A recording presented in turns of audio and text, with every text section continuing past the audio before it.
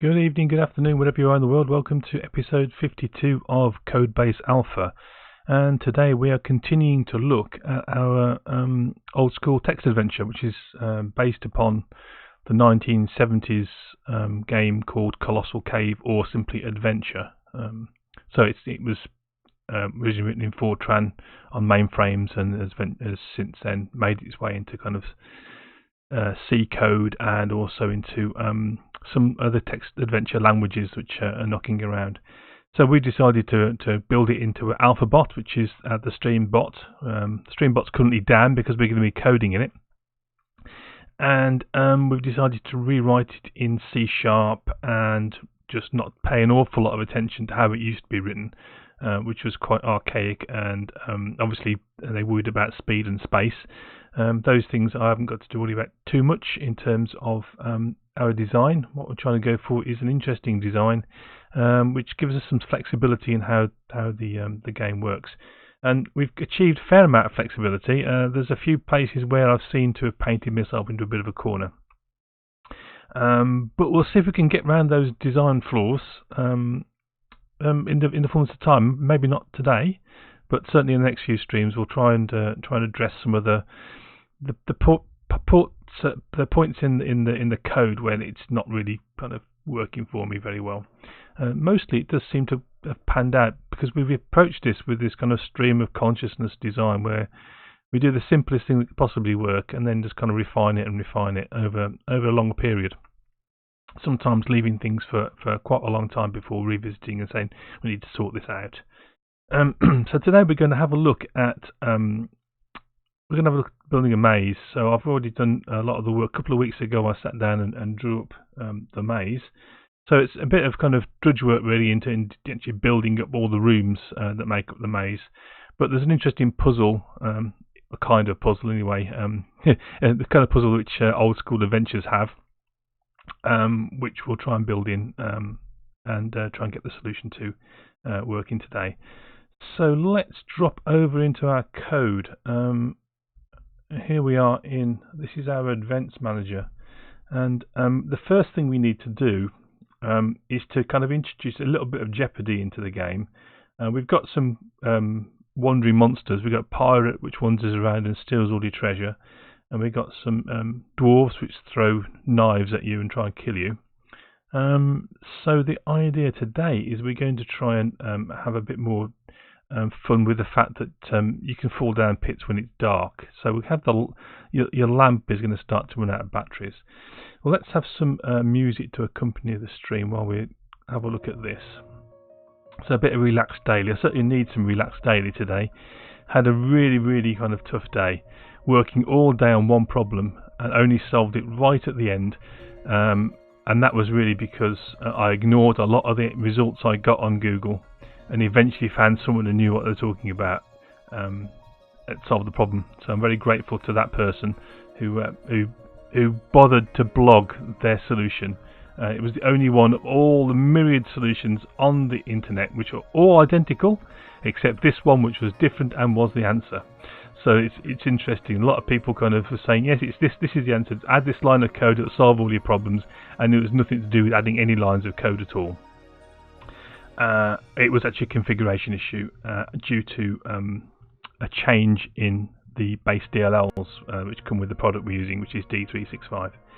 So that was a really fun day. So I'm hoping to have a chilled out stream where we just get a bit of coding done, and I don't think at all about D365 and all that project that's ongoing at the moment. Okay, so what should we do first? Let's have a look at we're in our event manager, so we might as well look here. Now what we'll do is we'll go over into our commands. So in commands we've got a move command here. What this does basically is allows us to kind of wander around the dungeon. It has the jeopardy of if it's dark, we can have a reasonable chance of falling down a pit and being killed. Otherwise, it controls our movements around, and you can see somewhere in here we increment a turn counter. So let's have a look. Where's the turn counter? Here it is, moves plus plus. So this is incrementing the number of moves we've made. And I think what we'd like to do at this point is actually we'd actually like to keep tabs on. Actually, the moves place isn't the best place for this to go, because we have this concept of events, and certain commands use up events or call the event manager, and some don't. So I think we need to look at the event manager rather than the move. So in the event manager, this gets called every time we use certain commands. So for example, the move command definitely means we will call the event manager, but things like the say command or the magic word commands, they won't they won't call it, because they don't take any real time up. Picking an object up or looking, in fact, what does look do? Look doesn't check for events, so that's just looking around. But certainly picking an object up, like take here, you can see we said check events is true. So I think that's what we want the battery life on our lamp to actually to use. So let's think what we need to do. Okay. So what we're going to do is do the same kind of idea that we've done all along. Is put the code in the place where it's going to get called, and then figure out if that's the right place for it.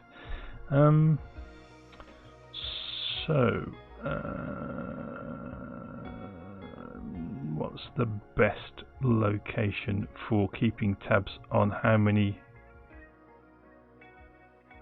turns, how many event turns the batteries in the lamp are going to last? Let's go and have a look at the lamp and see what's on that. So we want items. Item, and we want lamp. So what have we got? We got endless supply is true, is portable is true. So this is another thing we're going to need to have to look at. This endless supply. Currently there's an infinite number of lamps in the little building. We can't have that. You can only have one lamp each. Now, the idea of infinite number of lamps there is when we kind of go multiplayer with this dungeon, so that everyone can get a lamp. So we can light the lamp and we can extinguish the lamp. We added the extinguish command last time, so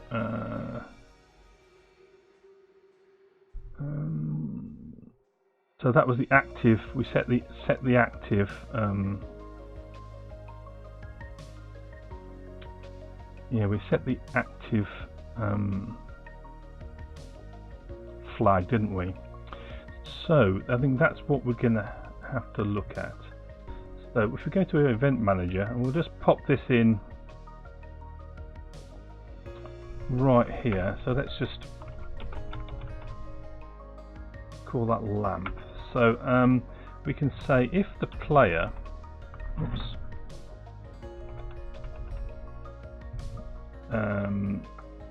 inventory dot is that the best way? Yes, it is. Yes. Is that the best thing to do?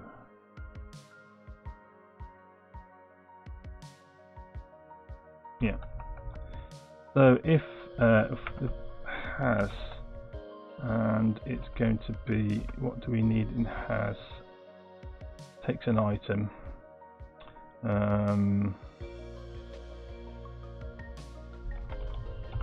Item.lamp. So if the player's in the player's inventory there is a lamp, and now we need to look at the status of that lamp. So can we get the status of the lamp? That's the best thing to look there is in the inventory command, which is the carrying command here. So inventory list items. Let's go over to that, and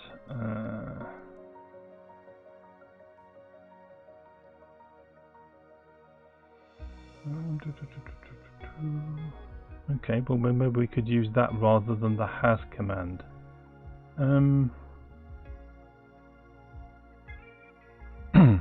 Okay, let's try that. Inventory dot list items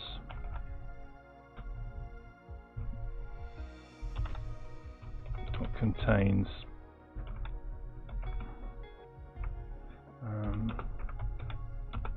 well, X is going to be item. What is list items?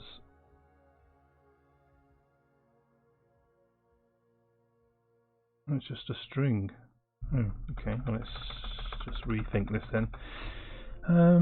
Where's lamp? Where's carrying? Here we go. So it's just going to print out a list. I see. Okay. So it is just a string. So let's go over to the inventory command and see what we've got. So anything returning an item. No, there isn't. So we need a new method on inventory. So okay. So we got has item, has treasure, add item, treasure. List items is a string. So what we'll add is a get items. So let's just grab this bit of code and add a get items, and this is going to be a list of item.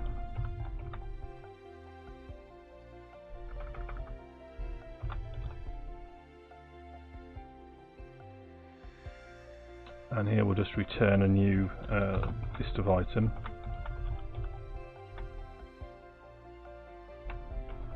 So if they haven't got anything, just return an empty list. Otherwise, we're going to do. So item contents. We're going to simply return item contents.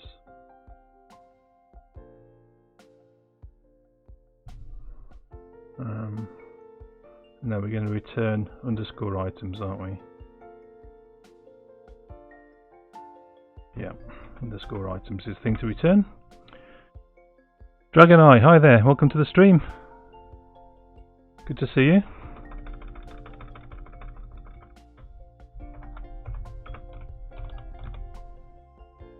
How are you today? Hopefully we're getting onto some audio programming in the next couple of weeks. I've got a couple of things planned. So what's this? It's an eye list.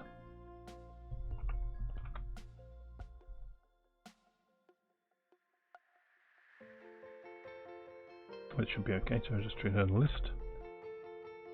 Do I have to list that?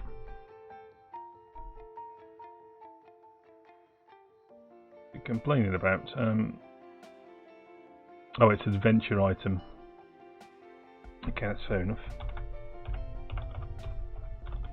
An adventure item rather than item. Items, that's the kind of the label for the item. The adventure item is the actual item. Oh, we've already got get items, have we? We've already got get items. I didn't see one. Get contained item. Get contained items. Oh, get items. There they are. Silly me. We've already got that. Okay, so we're wasting a lot of time here. Let's get back to event manager. So this was get items.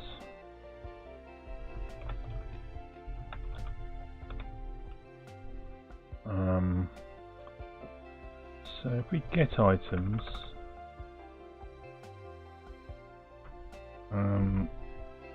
can we specify we want lamp?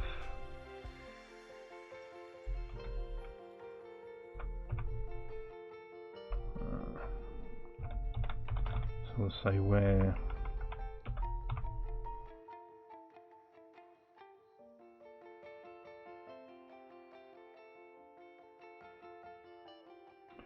Method which is not valid in the given context.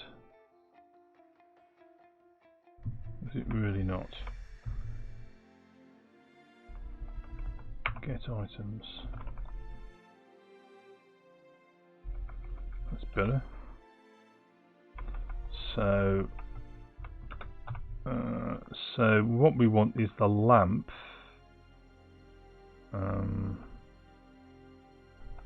Item ID is equal to item.lamp.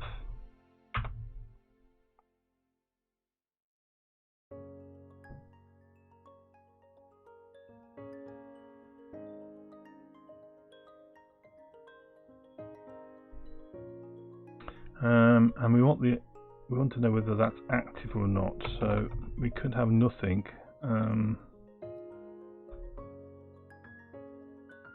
So let's just query so we can say var lamp is equal to that. So that's what we'll get if they got a lamp.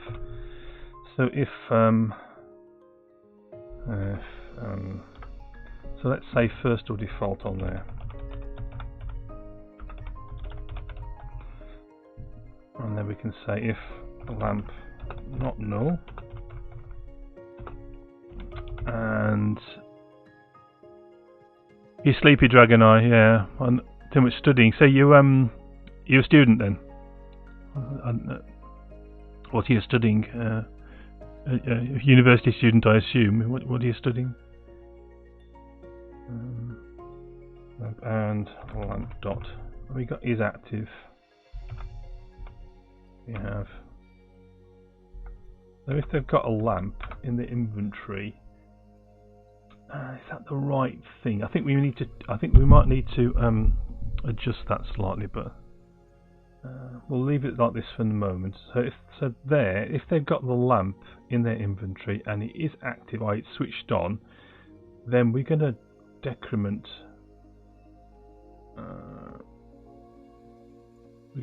Every time we come through here, we're going to decrement the battery counter. So. So we want player.event record. So we're going to say if player.event record contains key, and we'll say it's going to be event ID dot lamp as lamp. And we need to create that. So if you've got that, if that's in there, then else. Okay, so let's create this event ID of has lamp. There was an interesting discussion on Twitter today about, not today, it was it last week, about trailing commas. Do you use trailing commas or not? And I do. So, Dragon Eye, 20 years since you studied, or was it uni, you're trying to get into C++, OpenGL, shaders, Blender and whatnot. After a decade of almost no coding, it's a bit of work. Yeah, so there's one of the good friends of the stream, Fuelsnable. He did my shaders. So he did this one, the electric Alf shader. And it also did the hyperspatial hype shader. Which I'll show you a second. He did this one as well. And these are all real-time shaders that are kind of running out on the web. They're not videos or they're not animations or that. They're actually running in real time. So we're planning some more. We did some joint streams on F# a couple of months ago now. We're planning some more joint streams. One of which is going to be on T4 templates, which will be the next one, but one of the other thoughts would be to do something on WebGL shaders. There's a bit of logistics to work out how we actually kind of share our screens to do that kind of stuff, but I'd be really him teaching me how to do a simple shader, so that's something you might be interested in. If we can get that going, if Fuelsnable's around in chat or if he joins later, we'll try and get that sorted out. Yeah, I do like those shaders. They're really great. And FuelSnable's been playing around with some kind of planetary surfaces, which was really nice. I do have something somewhere. Let's see if I can find a planetary surface that he did for me.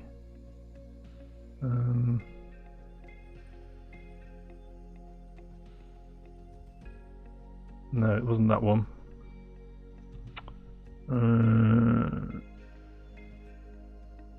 I'll look it up later.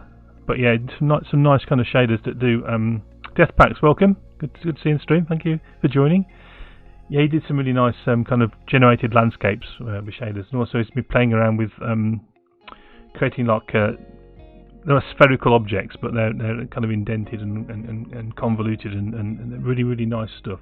All lovely 3D shading and they're really beautiful things. So I'd like to know how they're done. Apparently they're relatively kind of code light. There's not an awful lot of code goes into them, but they look absolutely fantastic.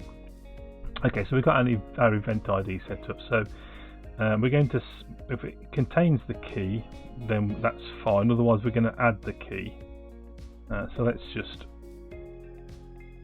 pick this up. We're going to say event IDs has lamp. It's going to be 1. Actually, we'll set it to be 0. Yeah. No.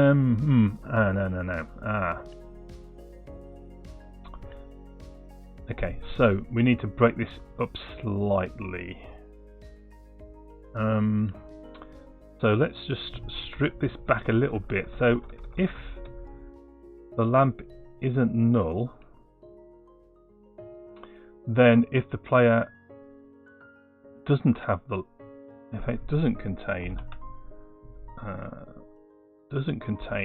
the has lamp, they have the lamp. Okay, otherwise they do have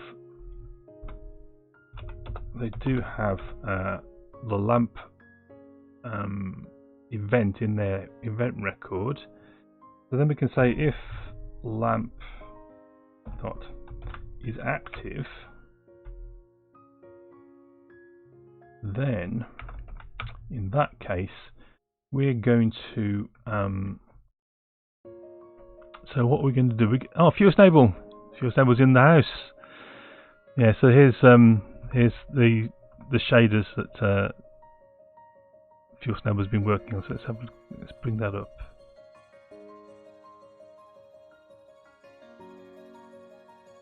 So, oh wow, look at this. This is travelling through a tunnel of smoke or through a layer of cloud. Isn't that fantastic? So that's us going down to Alf's planet, I think, FuelSnable. It's not your work, but it's marvellous, isn't it? That's wonderful. Protein clouds. Yeah, fantastic. So it'd be great if we could, once we've done the T4 stream, maybe something on shaders, so we can work out the logistics of how we actually do that. That'd be an interesting thing to do. Welcome, FuelSnable. Good to see you.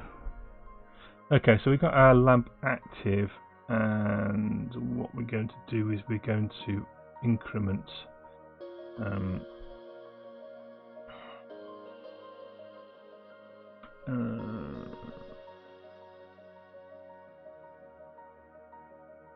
so we know it's in there, and we're going to say that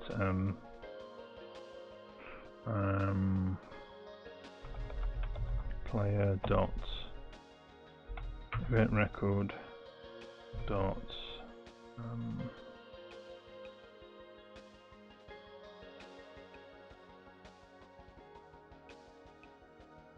what's the best thing to do?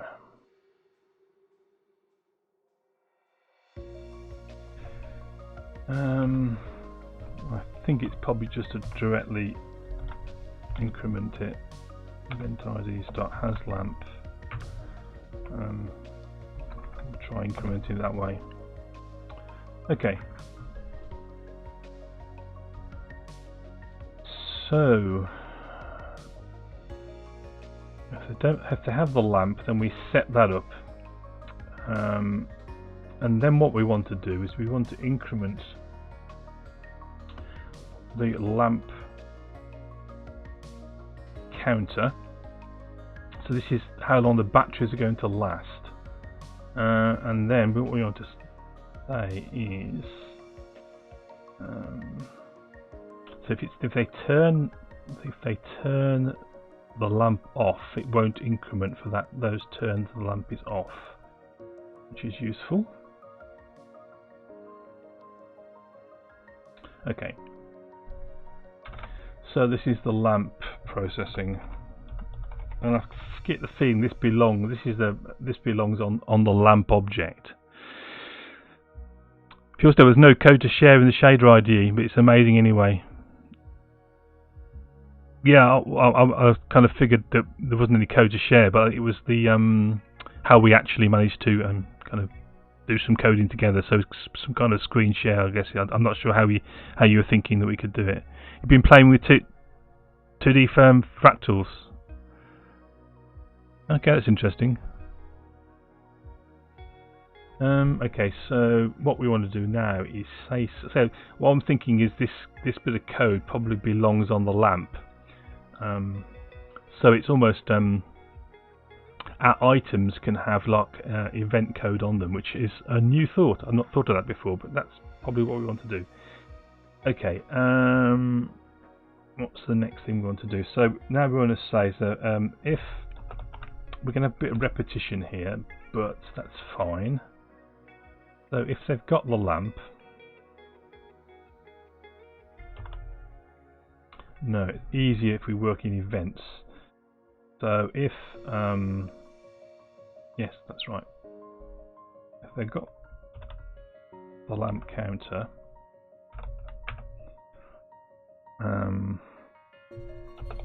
and let's just we'll keep it simple. Let's go. So we'll get var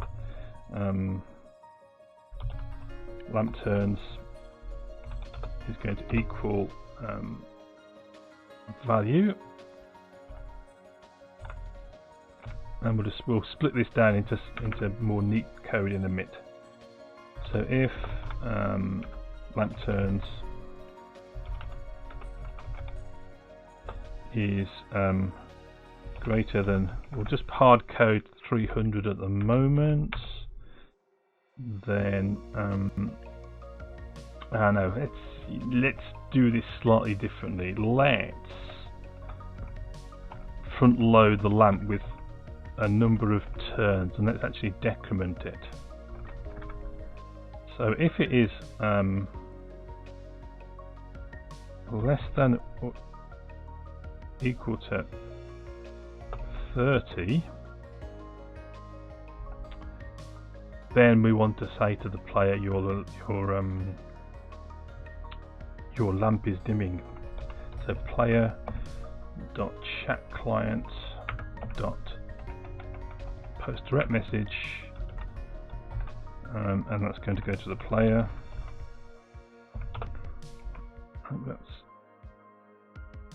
We want to say your lamp is going dim.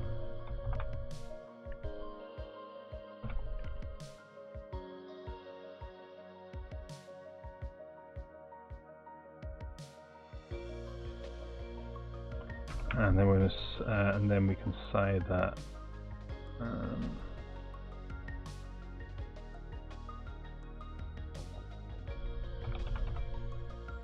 lamp turns is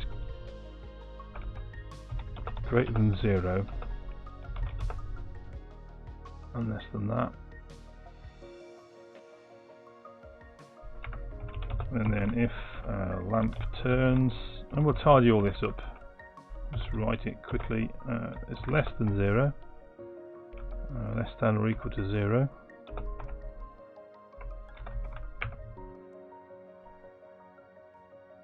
and then if we got a handle on the lamp at this point, we have, so we know that this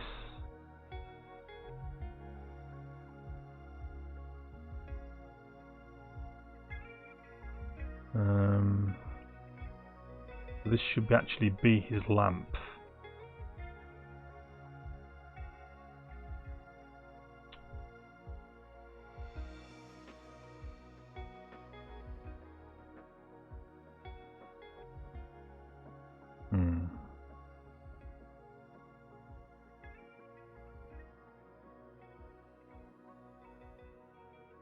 There's a bug waiting to hit us here, as if they drop the lamp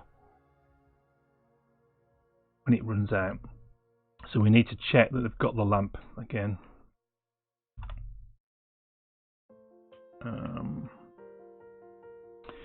So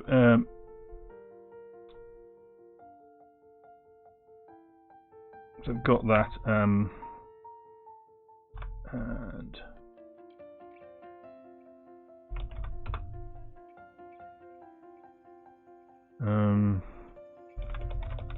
I don't know what they'd call this, the lamp.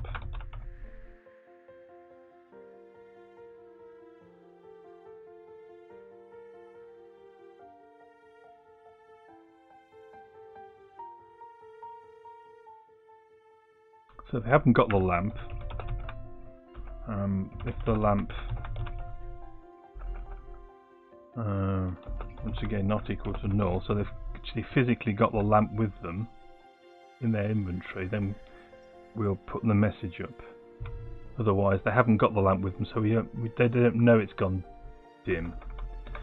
Okay, and it's less than, then we're going to say the lamp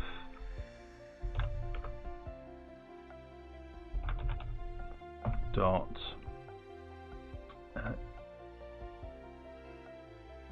so what's that? Is that a, have I got a setter on that? I have. So we'll do that. We need another property on the lamp. We need a property on an event item. So we need to now to indicate that it can't be switched back on again. So we need to go to the lamp. That's over here. So we've got a light lamp command here, and that gives us a player, which is really good. We're not carrying an item there, and here it says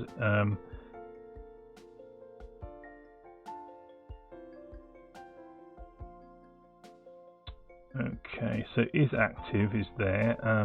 So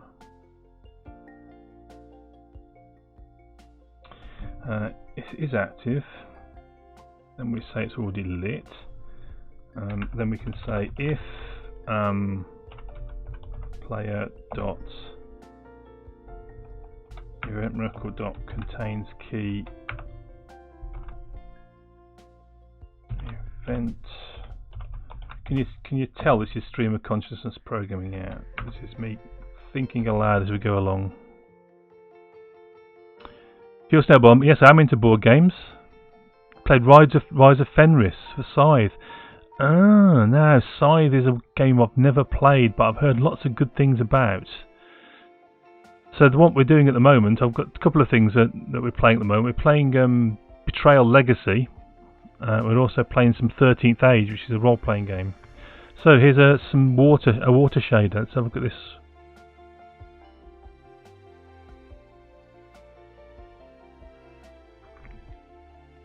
Oh, nice! This is the lake on Alf's planet. I recognise Alf's planet here with the giant sun. It's very nice. And how many lines of code is that? Look at that! It's 185 lines of code, and some of that's comments. Fantastic. As you say, it's all kind of generated in real time, isn't it? It's wonderful. Yeah, really good. Yeah, I'd like to have a go at that. Okay, so if the event record, if he's got the lamp on lamp, so what do we want to do if he's got the lamp?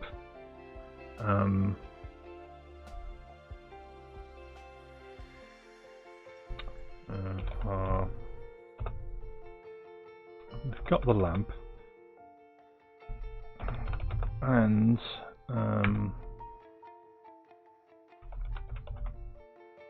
player dot Event record. Event ID.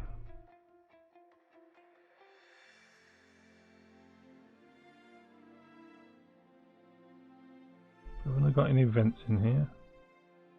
Let's fix that. Bring in that namespace.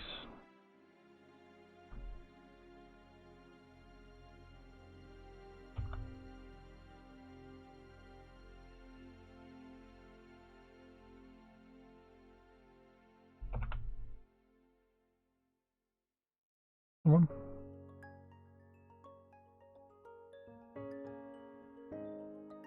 What's wrong with you?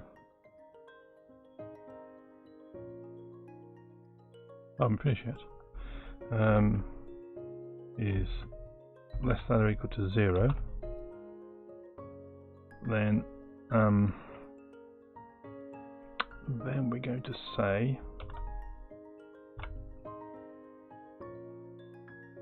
your item ID is out of batteries.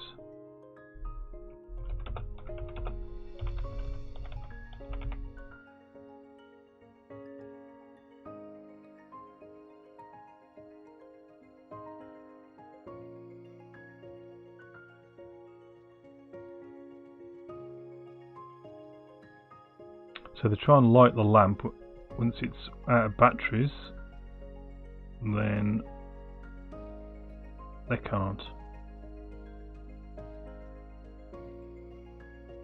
Okay, that should work. We'll test that out in a moment. Let's go back to our event manager. So we switch the lamp off. We force the lamp to go off at that point. It can't be switched back on because the lamp turns. Lamp turns is that there. That's correct. Okay.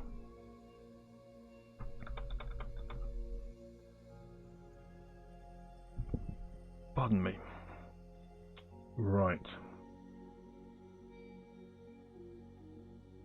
So we need to do something now that I don't really want to do, but I'm going to have to do it just for the sake of the game initially. Dragon Eye, what GLSL tutorial would you recommend that actually lets you see something? The one I've just been into shader commands. So into the shader commands. Copper Beardy, welcome to the stream. So I'm sure Fuel Snowball can help you with that one, Dragon Eye. So you think you could shorten that? I'm sure you could, Fuel Snowball, the master of the one-line program. I'm sure you could shorten your shader from 187 lines to less than 100, I'm sure. So welcome to the stream, Copper Beardy, good to see you. We're working on our text adventure again today. I'm just working on lamp, so having it run out of batteries and go dim. And then there's a point of that because we're going to have some batteries hidden in the maze, and then we're going to do the maze. So Fuel Snowball's got some links in there which hope you find useful, Dragon Eye. So anyone else who's interested.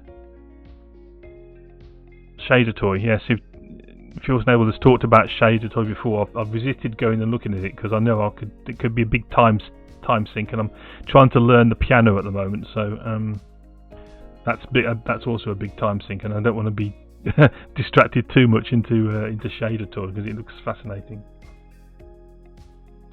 Okay, so here we are on take. Already carrying an item with you. Okay, so this is a special case of this. So what I don't want to happen, because there's kind of the concept this might eventually become a multiplayer game. What I've done is I've set some items as being kind of endless supply of. So there's an endless supply of lamps, just so that if you have two players who go into the small building one after each other, they can both pick a lamp up, because if they're used to that lamp, you need a lamp to see in the dungeon. However, what we don't want is someone to run out of batteries in the lamp and just simply come back to the building and pick another one. So what we need to do is we need to have the lamp kind of sensitive to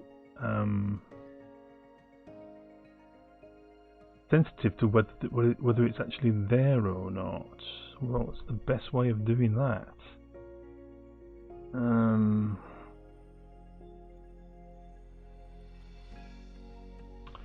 Okay, so when we take a lamp, we make sure that the item is a matching item at the location. So we're going to have to have some a special case here when the item is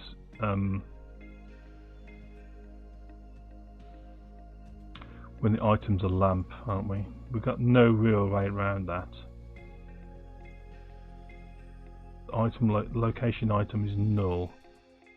Then it says you can't see a lamp here, for example. So that's what we'll do. We'll say, okay,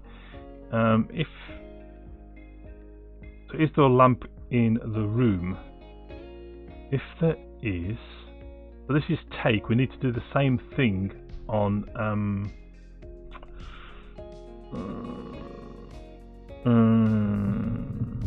okay, let's do the simplest thing that can possibly work, as is our usual ethos at the moment, and we'll fix it up. Because I think these are all properties of an item. So an item which is kind of unique per player.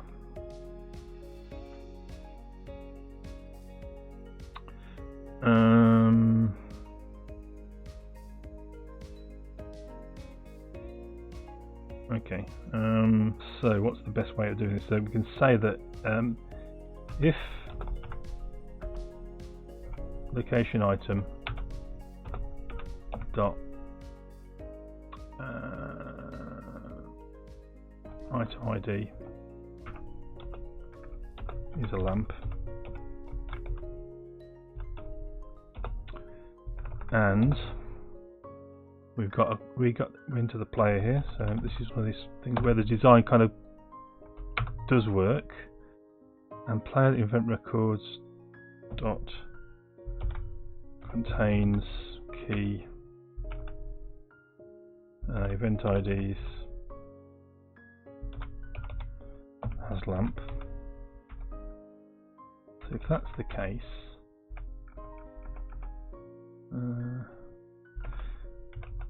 then we say location item is going to be set to null. So then it will drop down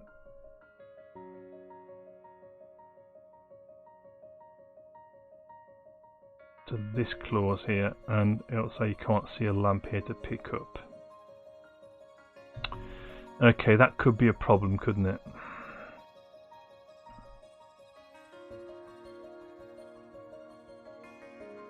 Because that means if they drop the lamp, they can never pick it up again. So we need to know where we are. So, so we also want to know where the location is. So the player dot current location dot location ID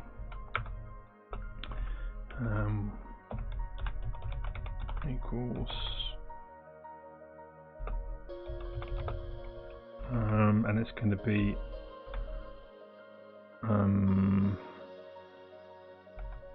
location dot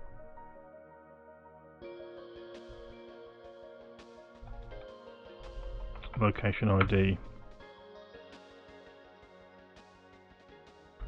No, it's going to be location dot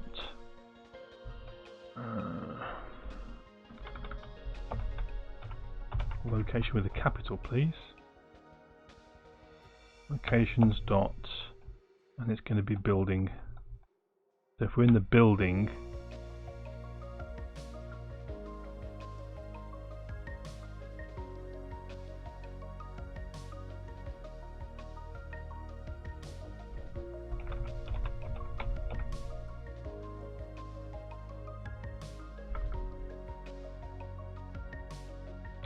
so can we bring something in for that? We can. Okay, so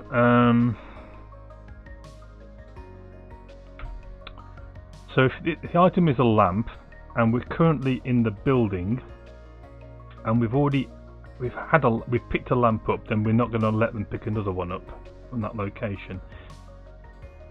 So let's just annotate that.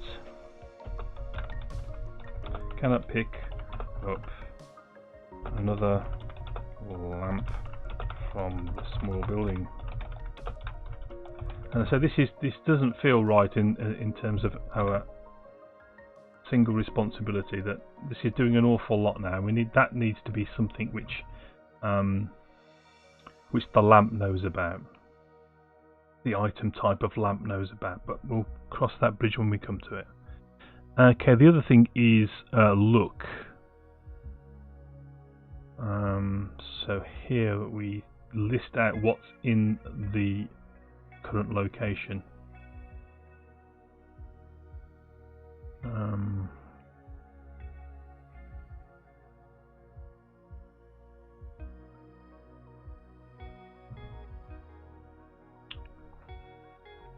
So I feel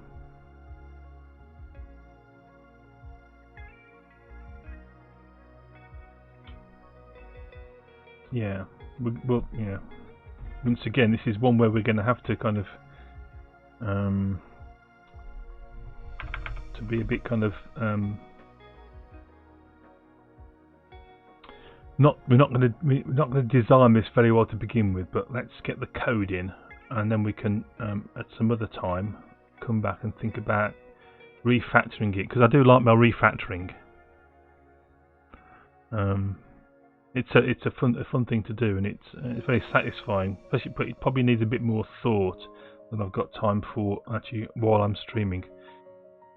Okay, so yeah, the item is not. So the item, what is that? That's an adventure item, which is good. So if item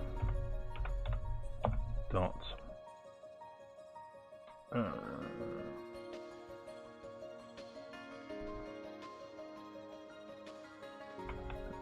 item ID, where's item ID gone?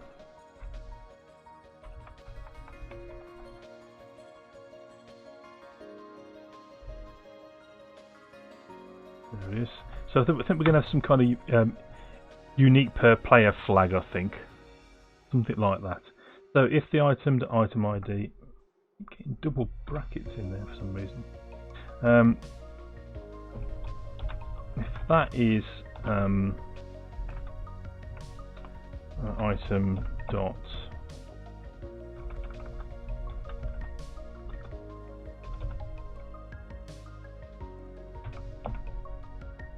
lamp,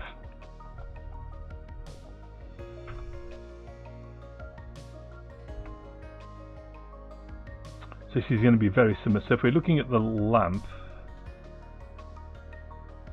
so item ID is of type items to item, so we need to just bring in that namespace. There we go. If it's the lamp at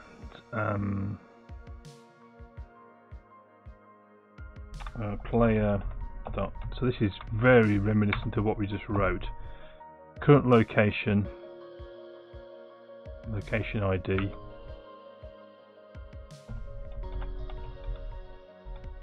equals location dot building,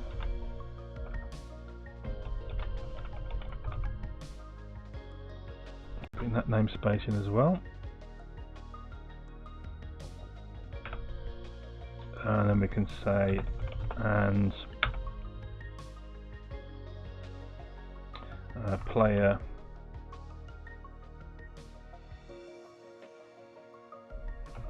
dot event record dot contains key.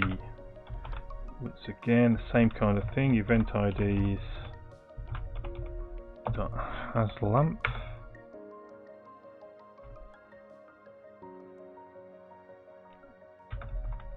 And then we're going to continue.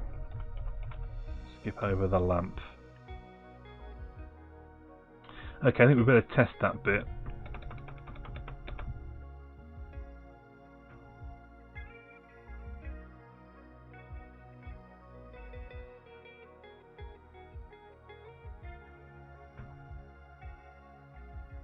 Pure Snowball, you're saying that ray marching allows rendering very complex geometries like fractals.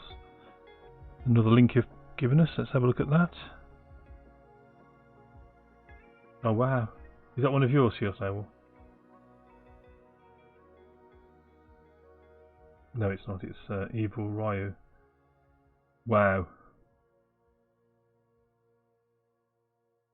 I can't. I can't. It's geometry that's building that, or he designed that, because that's actually. I can't think how he'd ever think to build something like that.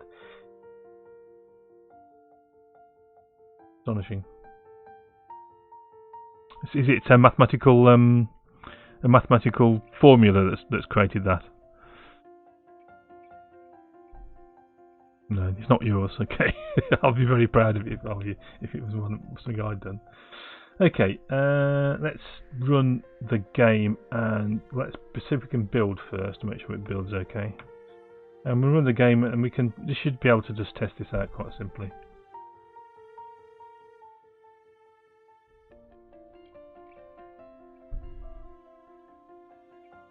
So I think we need a sign which says 1 lamp per person in the building as well. So we'll do that bit as well. Okay, so let's run it up and see what happens when we try this out. So what we'll do is we'll go and get a lamp. We'll make sure we can't see the lamp again. We can't pick another lamp up in the building, but we can go outside, put the lamp down, pick the lamp up.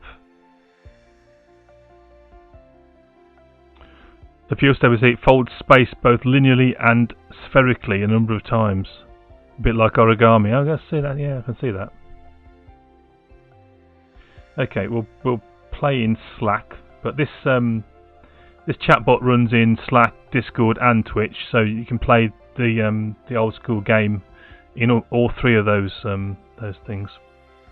But we're going to play it in Slack because it's a bit easier for me to demonstrate. So type the ADV command and join the adventure. So we're stood outside the building. So we'll go in and we'll look. We have to type !ADV at the moment. So you can see there are several battered lamps here. So I think we're gonna adjust the we're gonna adjust it so it seems like it's a singular, but there actually are more than 1 lamp in there. Okay, so let's we'll grab a lamp.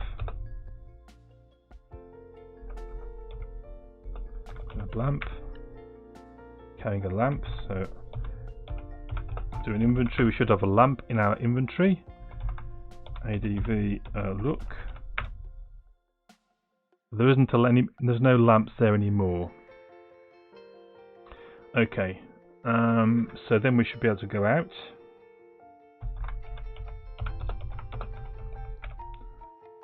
Okay, and we should be able to drop the lamp.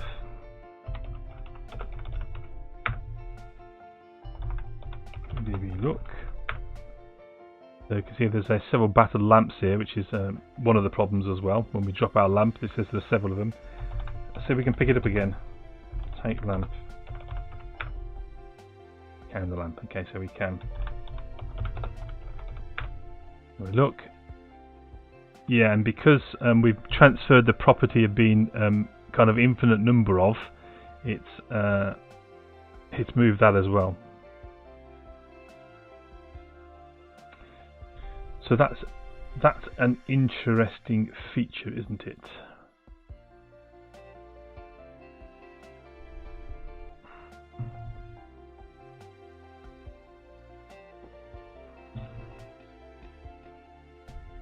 So these are kind of design decisions you make way back in the day, and they cause you problems.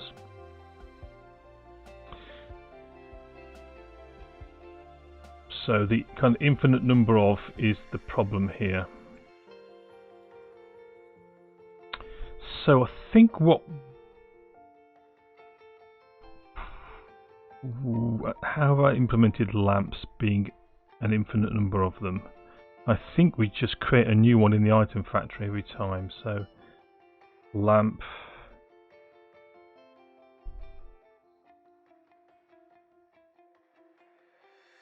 We get a new lamp each time. So it's not a singular one. So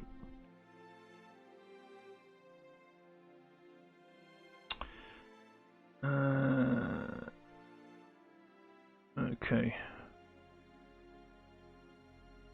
Where's my lamp? Here.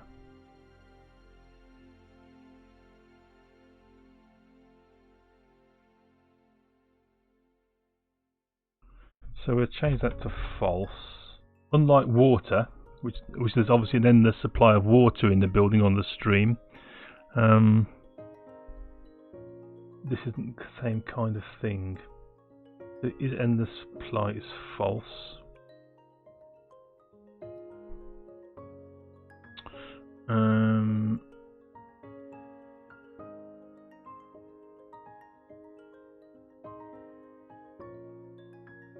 Okay, so we need to go back to our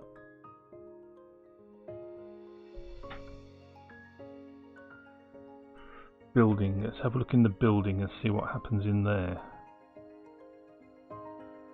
Building, here's the building.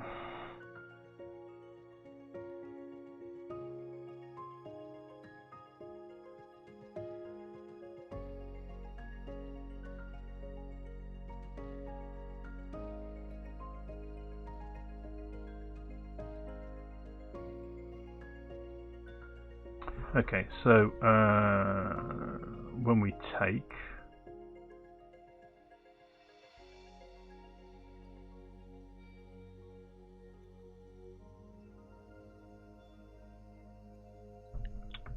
so let's just see what happens.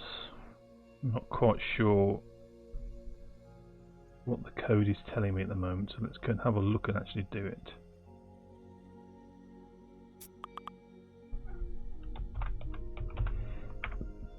Let's play Adventure over here,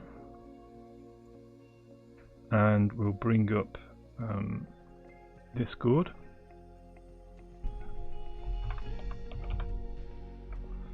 Play Adventure in here as well. Okay, so we've got two games on the go. So in this one we're going to go in. And this one will go in as well.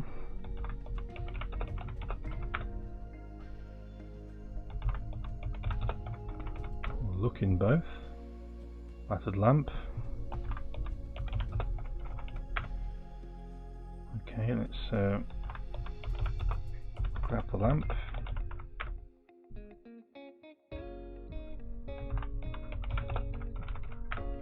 So there's no lamp there anymore.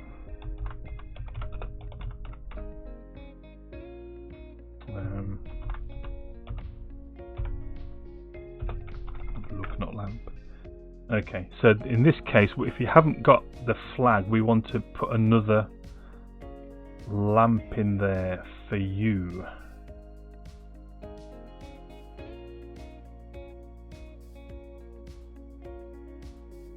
Okay.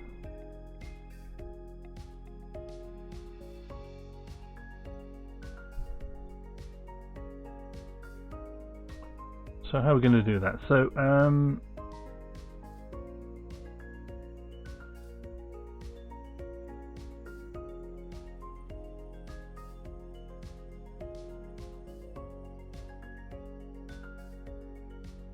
I think I'm going to leave that conundrum for now. That requires sleeping on, I think. I think there's a way around all that. But I'm not sure what it is yet. Okay, so let's go to items. Let's create a new item. Let's have a look at tonight. Food rations, that should be fine. No, food rations is not particularly what I want, but we'll use it anyway. So let's create a new adventure item. This is going to be batteries.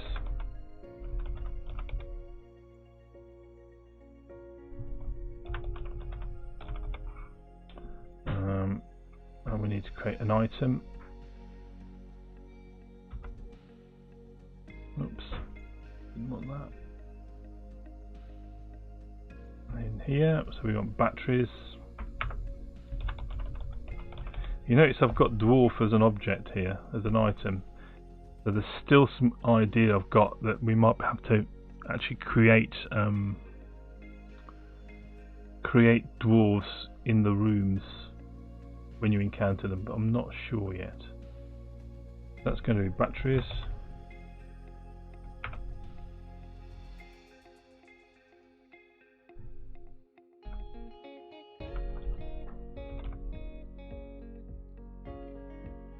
I can fetch batteries.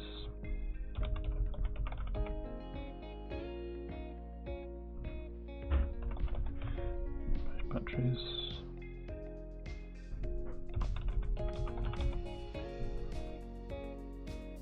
It's not going to be an infinite supply of those. Let's move that into its own class, its own file, that is. Okay, so here we're setting the batteries command, batteries class. Is that supposed to be internal like that? It's supposed to be, yes, okay. And we want something with interactions on it, so well, the lamp should be fine for that. Where's the lamp? Here it is. So this is where we define our interactions. So we'll just grab this code here, pop it over here. The interactions is where we basically define what you can do with an item, and it's the way I've kind of designed it so that and it's good. It's very flexible, but it's a bit of a problem.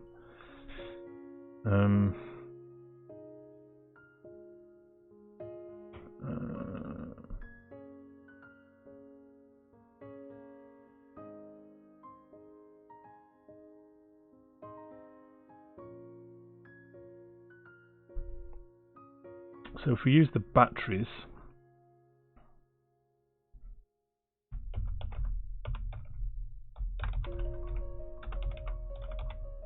we'll call it the install batteries interaction.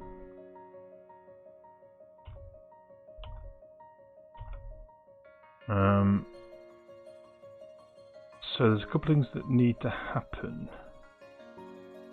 So install batteries dot registered interactions dot add. So we're going to need to move the batteries, destroy the batteries basically. So what interactions have I defined so far? That's there.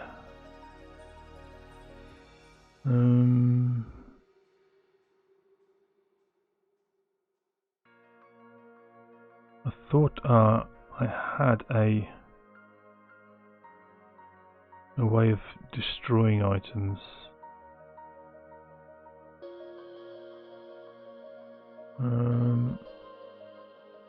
So what do I do with dwarves in the dwarf manager? Let's go and have a look at the. No, it won't be in the dwarf. It'll be in the axe. We're going to look at the axe item. This is one of the kind of slight problems with the design as well, is that a lot of the interactions are scattered around and based on the items, and this is a great example of a problem with the code, in that you can swing, use, throw, or wield the axe to attack a dwarf, but a natural thing for a player to say is to kill the dwarf, or attack the dwarf, or slay the dwarf. And dwarf isn't. These interactions aren't on dwarf because there isn't a dwarf item. They're on the axe. And so there's a fundamental issue there with this code, but we'll get round it eventually. So I move these dwarves over. So I move them to. So I'll just set the dwarf's current location to nowhere. Okay, so. What we need to do in that case, on the batteries, we need to say this is a new dot remove from inventory. I'm sure there's a action called remove from inventory. There is. Remove from inventory. Let's go and have a look at what that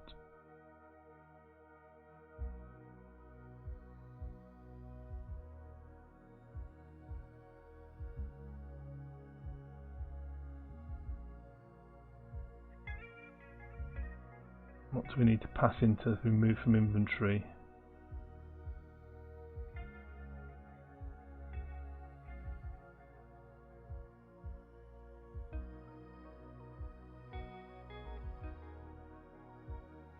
Where am I using that elsewhere?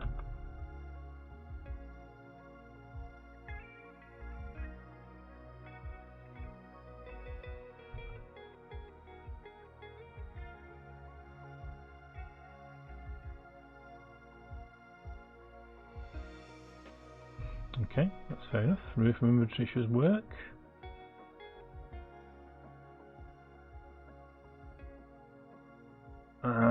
If it's gone from my inventory and I don't drop it in the location, it should just disappear. I wonder where it will appear.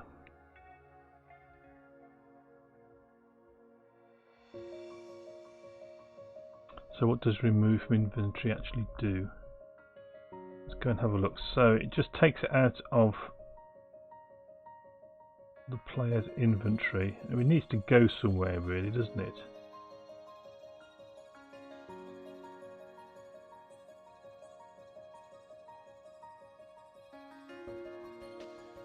What have we got on item? Item dot.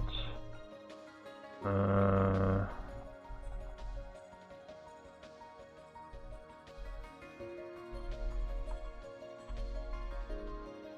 think it might just be gone if I don't add it to a location. I think it's gone. That's fine, I think. Okay, so we'll give that a go in a second. So remove from inventory. We want to say something to the player, don't we, at that point? So we'll say install batteries dot register interactions dot add new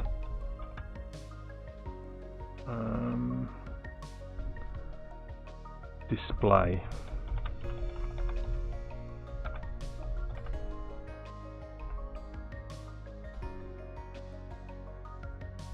You fit the fresh batteries into your lamp.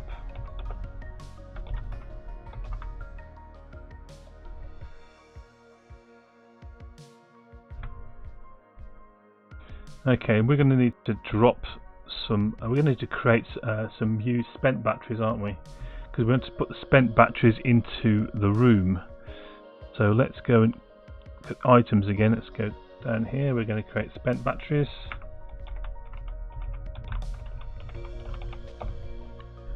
Like that. And then over in batteries here, we can. I don't think I've got a shortcut for batteries. Sorry, for items. Let's quickly create another one. This is going to be spent batteries.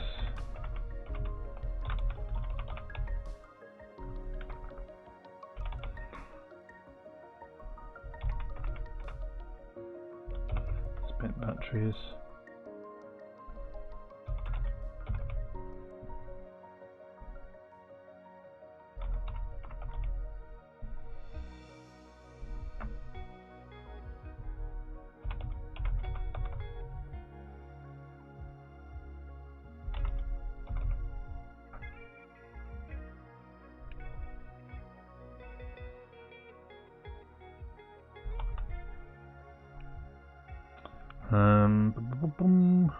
We don't want any of that. We can't do anything with them. Not yet, anyway. So if anyone can think of a cunning way we could actually use some spent batteries for fun and profit, that would be interesting. Okay, there's our spent batteries. So let's go to our item factory now. So the item factory is what's going to create all the different bits and pieces. So we're going to simply do this.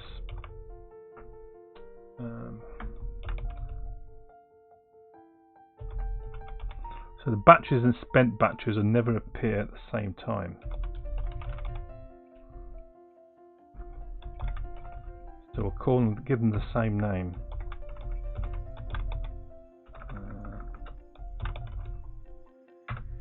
And we'll just call these batteries as well. Okay. So that enables us to create them. And over in batteries, we need to put the spent batteries into the room. So install batteries dot budget interactions dot add.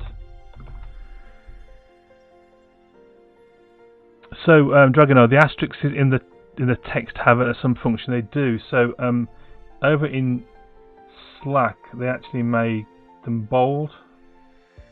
They made the words bold. In Discord, they just actually make them italic, and in Twitch chat they just put asterisks around them. So it's just it's trying to give you a clue. That's the word you need to use in order to interact with the item. Add to location.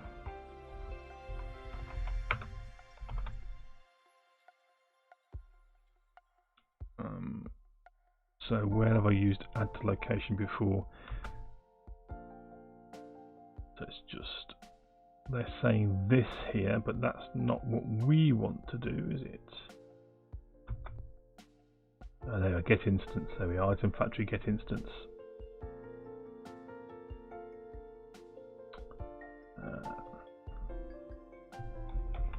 Item factory dot get instance dot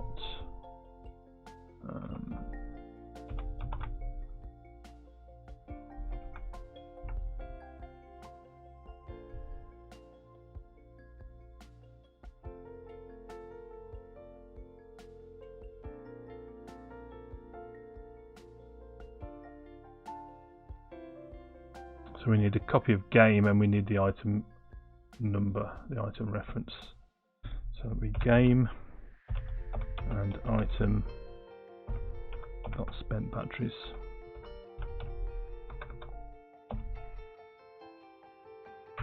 So that puts the spent batteries into the room. Whenever you install your new batteries, the old used up batteries will appear there. And then the other thing we need to do, a new interaction, which is going to be to interact with an event record. So install batteries dot registered interactions dot add, and we want something like want a new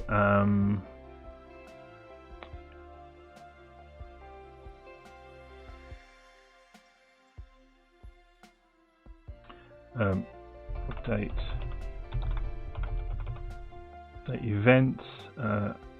events record.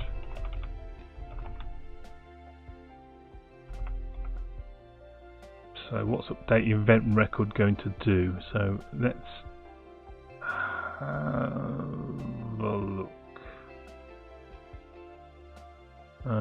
So it's going to be very similar to one of these things.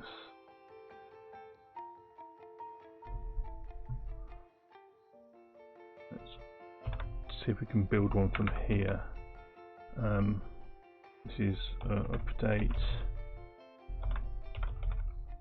What do I call it? Update event something or other. Update event record.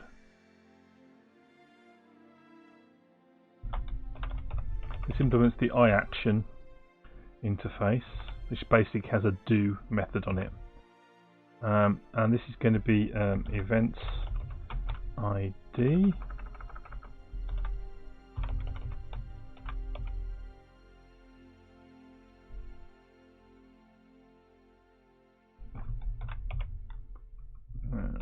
get the events, and we'll call it event ID, and private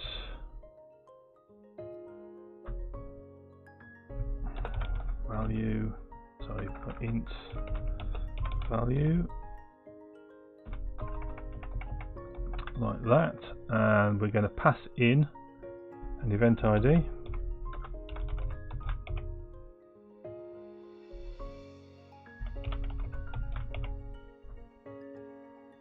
So we'll just set those up, and we're going to pass in event IDs, and we're going to pass an int in this form of the update event record, and we're going to pass a value, and then we can say that value equals value, and in our do we're going to say that if player dot event record dot contains key event ID,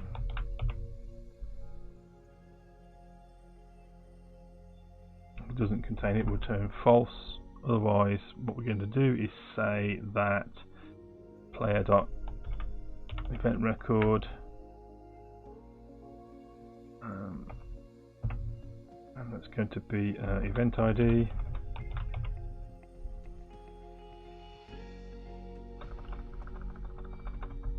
and we're going to add value to that.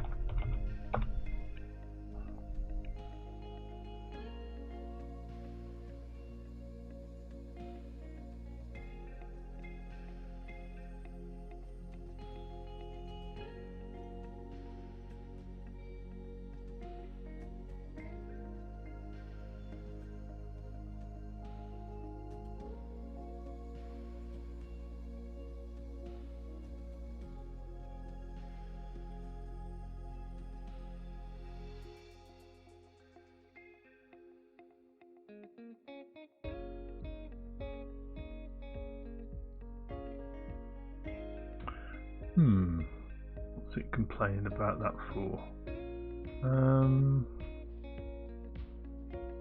Got lots of things open here. Let's get rid of some of these things.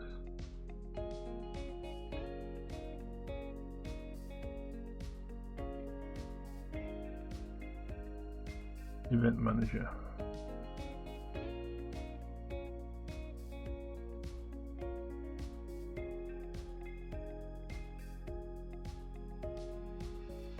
Why is it complaining about that? Oh, no, it's not that.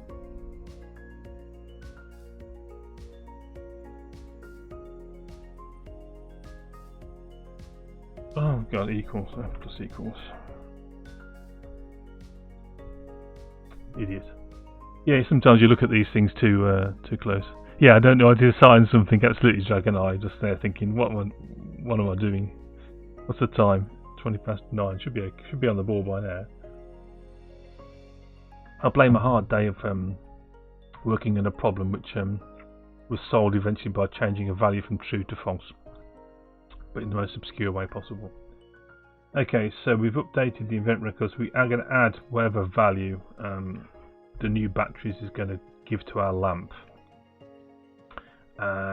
So when we go over to batteries, where's batteries gone? I closed it. Oh, here they are. Then we're going to say that this is going to be, we're going to pass in event IDs dot pass lamp, and we're going to add 2000 to that. IDs.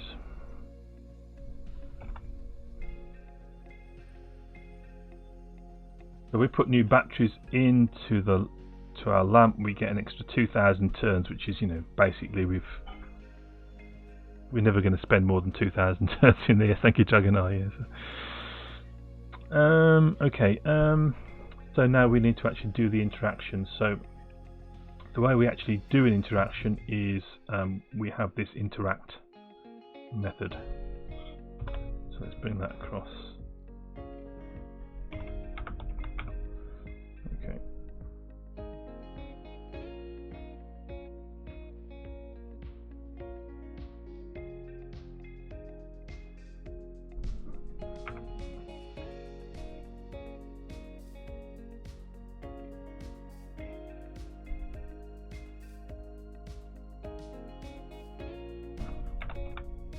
What am I doing? That's the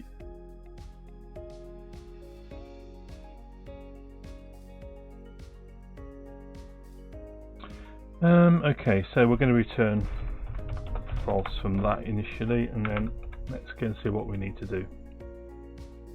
So these interactions have basically the same kind of pattern. First we find out if we got a verb. We get passed in a verb and we think, does it match an interaction we've got? If it does, then we actually do that interaction. So let's just pinch all this code here.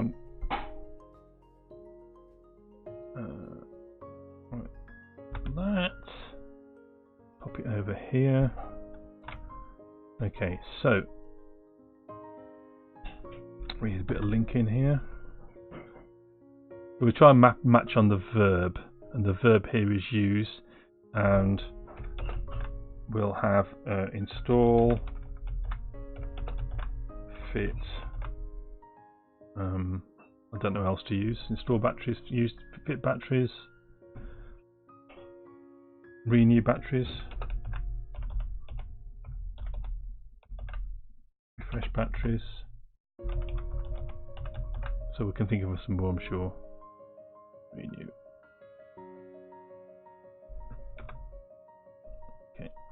So if we get a match on our verb, then the interaction will be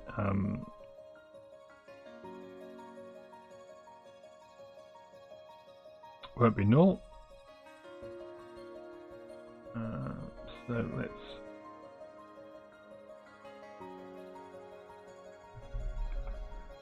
basically what we're going to do is do the interaction. That's probably not the best example, is it? So let's get rid of that. Find another piece of code. Lamp is a good one.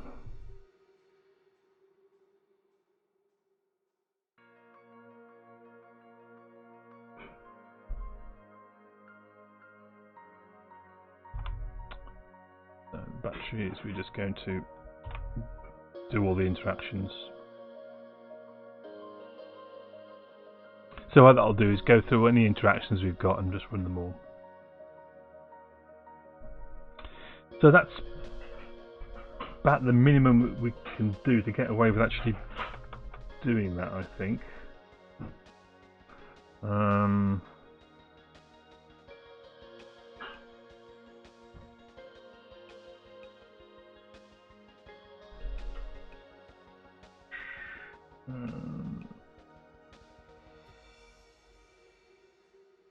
What else would we want to do? We want to make sure that we've got a lamp, haven't we, really? So the attached is not null.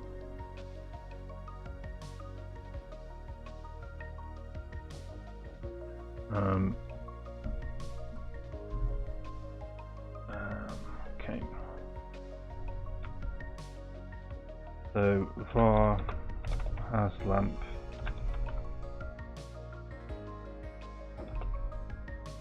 That's going to be player dot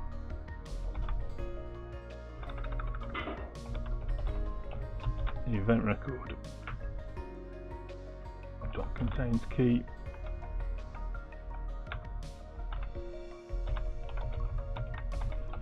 as lamp.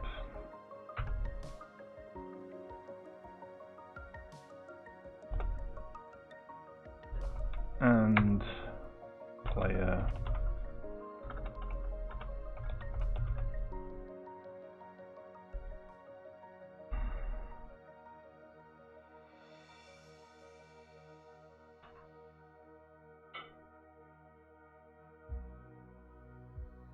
activate item is not going to work, is it?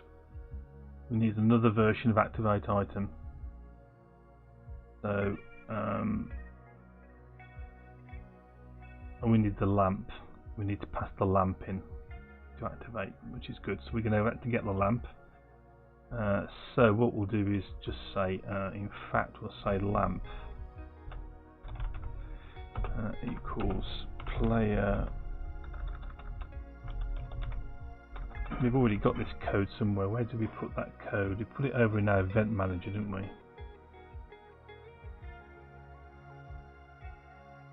Yeah, we got that.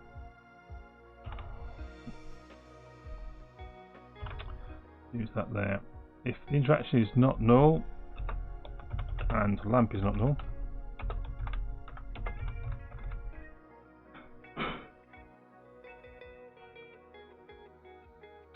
and then the item we want to act on is going to be lamp.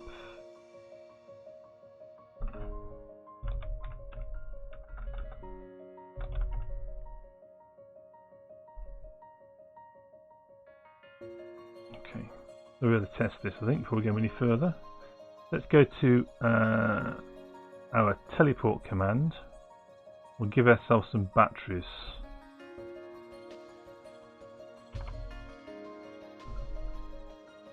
Just temporarily.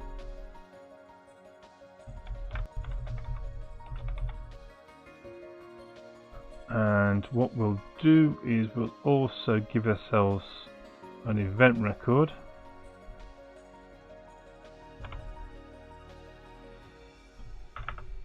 So we'll call test lamp batteries.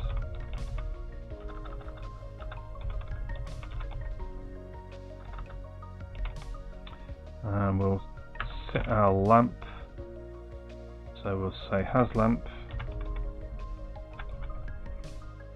and that's going to be 3, 4.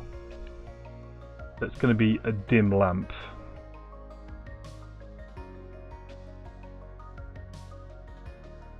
Let's give that a go, see what happens when we play that.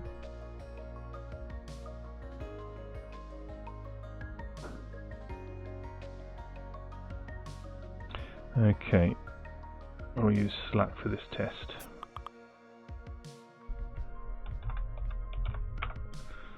Okay, so usual thing, we go into the lamp, into the building.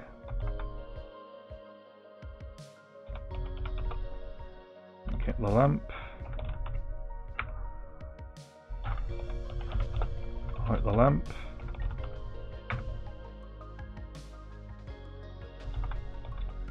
ADV,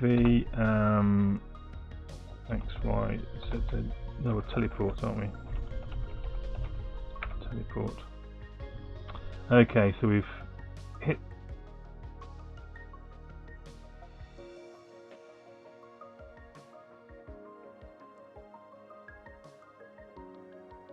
Okay, we just need to protect ourselves against that, don't we? So we'll just quickly fix that.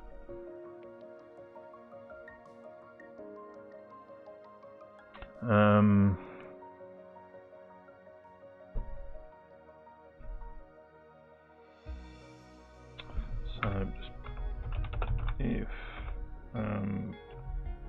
player dot event record dot contains key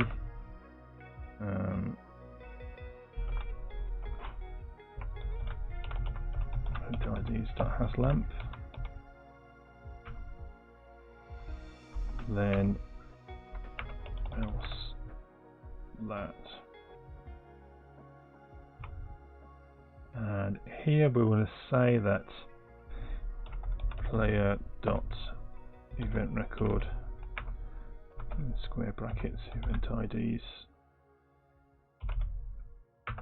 dot has lamp equals 4.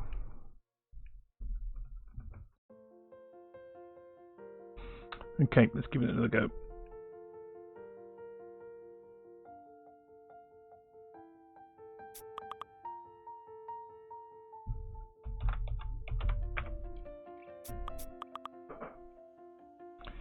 Right. Go in. Get the lamp. Light the lamp. I won't be able to say lamp on. I'll figure that one out soon. Teleport.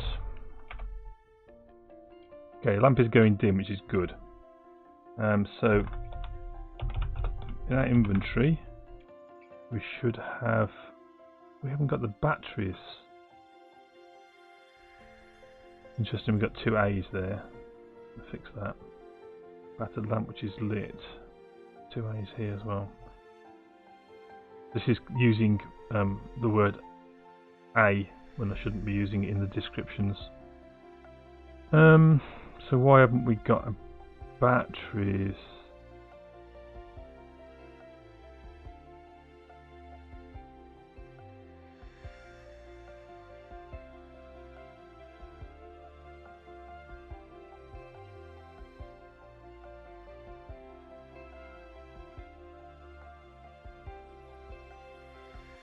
We've got the axe, the diamond, and we've got a threatening dwarf. That's the problem, isn't it? We shouldn't have a threatening dwarf in our inventory. There's something that's gone horribly wrong there. Something has gone horribly wrong there. So I think what's happened is somehow batteries and dwarf have got mixed up. So let's sort that out. So batteries, item batteries.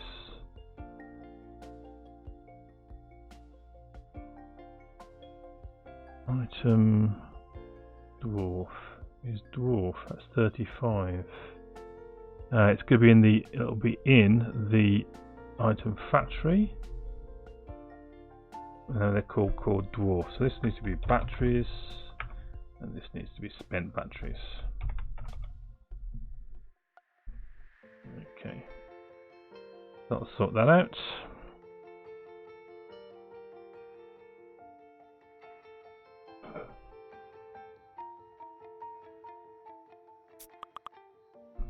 Okay, let's go again. Should be okay this time.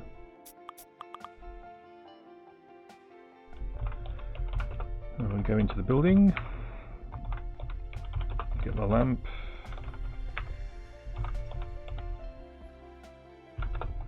Light the lamp. Teleport. Lamp is going dim. This time we should have some batteries. Yeah, packet of fresh batteries. Need to put the star after it. Use batteries.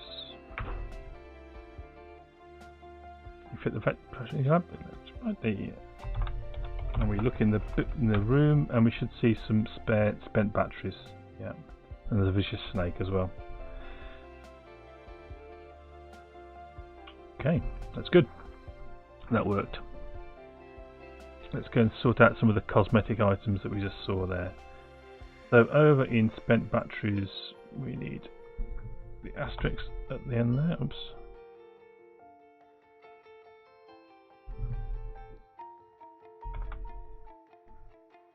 A dwarf doesn't need A on it. Batteries also was missing an asterisk. Okay, let's close down some of these things. Battery, building, lamp. And there's a couple of items I think I saw where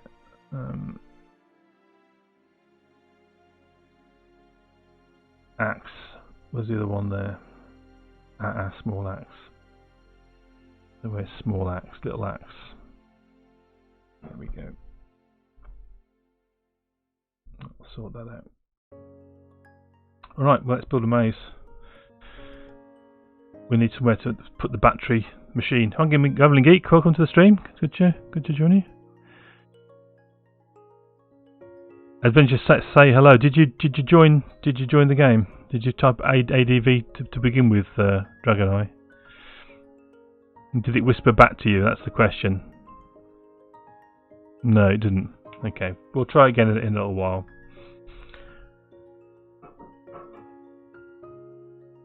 Okay, so let's build a maze. So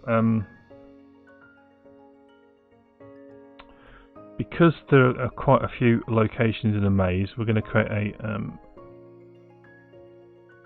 a folder to put them in. So this is going to be all different maze.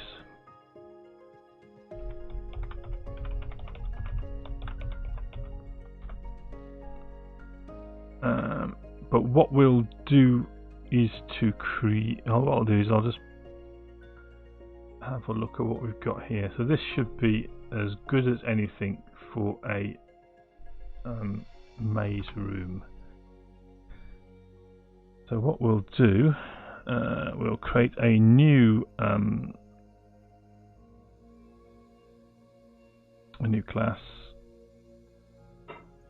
and we'll call it all different one. And there's going to be 11 of these rooms. Let's pop the class in here.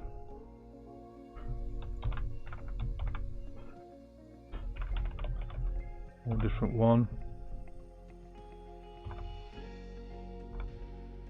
And it's going to be all different one. So we need to go to our locations and set that up.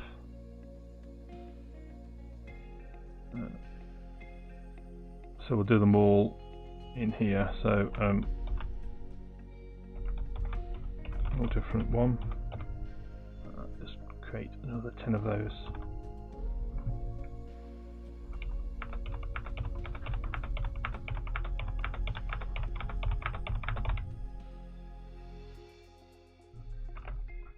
Three, 4, 5, 6, 7, 8, 9, 10, 11. Okay, so there's our maze rooms. So over here we can bring some namespaces in. Okay.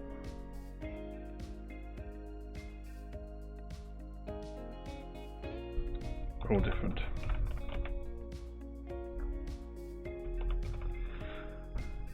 Okay, so the kind of the twist with this maze, literally, is that the names of the rooms, the descriptions of the rooms are all going to be different, and that is kind of the clue. They look like they're the same, but they're not. They're actually all different, and that's how you're going to be able to find your way around the maze.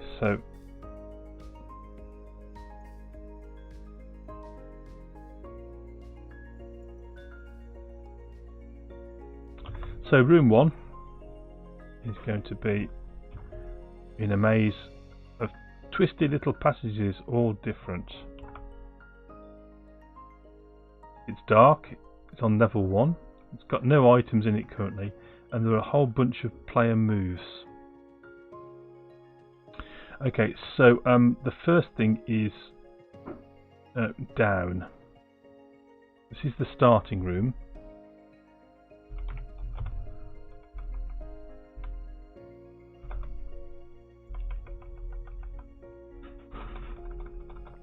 Okay, so where's this going to go? This is going to go to the let's look at the map. Here's the map. So this is the maze. Oops, what's happened there? There it is. Bring it in. So this is where the maze is, the battery maze. Maze all different.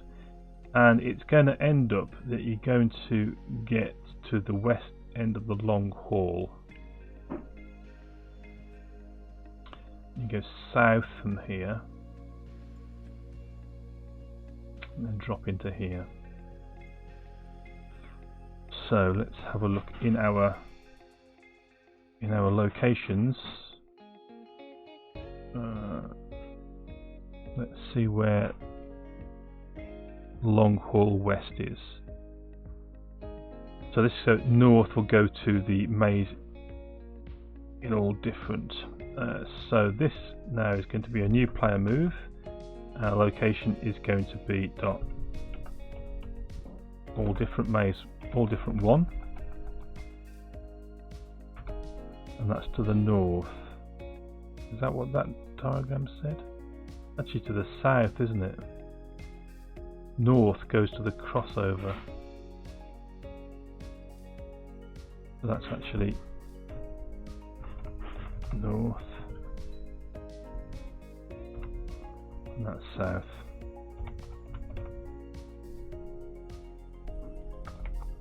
So that's how we get into the maze. We'll drop into here, and when we go down in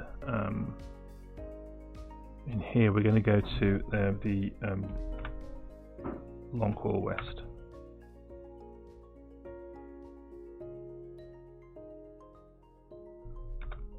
Okay. So now if I've just show you what I've got on my pad here, I spent some time. You can see this, working out all the different ways that people can move through the maze. So we're going to now create those. So I've got some shortcuts. New player move space gives me a new move. So this is going to be going south. We're going to go to all different 3.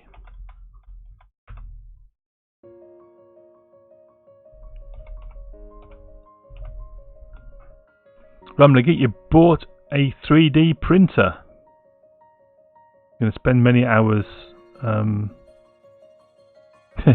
Spend many hours spending money on it. I think.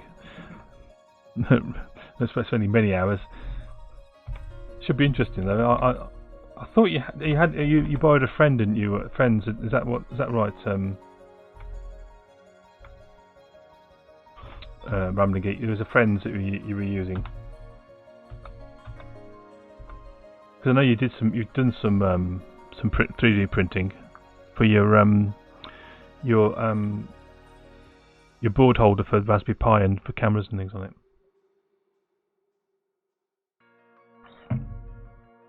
So that's south.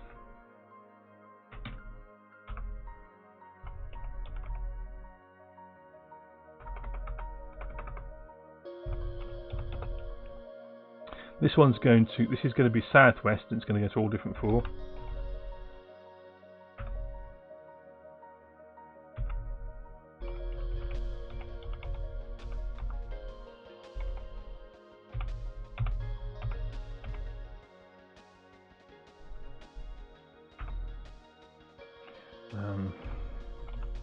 So that's southwest.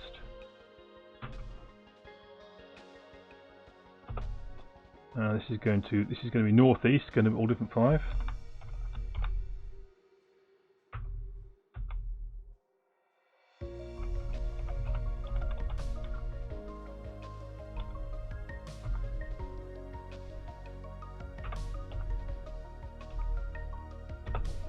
And this is going to be southeast,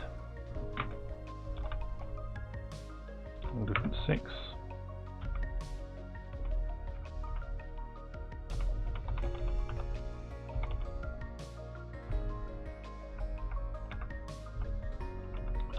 And this is going to be up, so all different 7.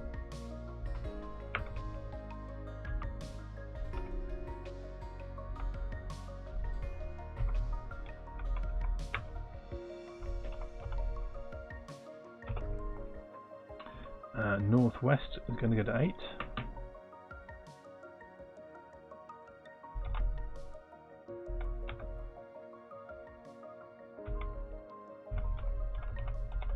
So that's northwest.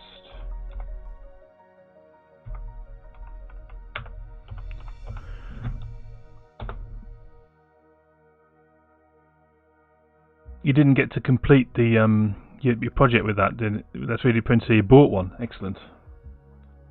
Another thing, as you say, to use all of your oh yes, right. That was northwest. This is east, and this is going to go to 9. All different 9. east. So you're going to do some of that on stream, Rumbling Geek, because that'll be interesting to see. Yeah, it does need climb. Well spotted.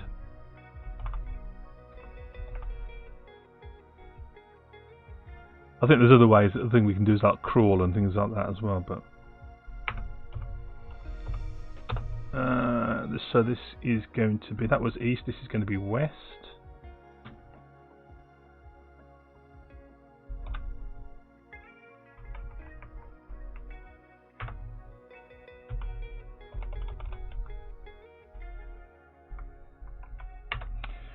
New player move. Finally, we're going to go to 11. All different 11, and this is going to be north.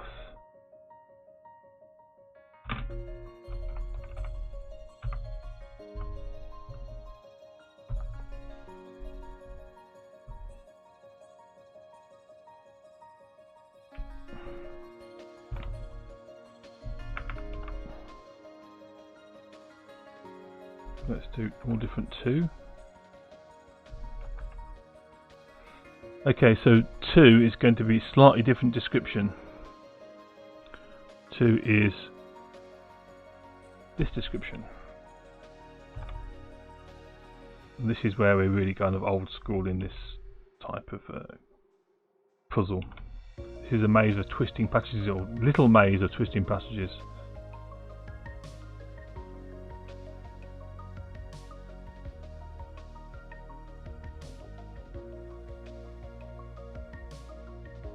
Oops.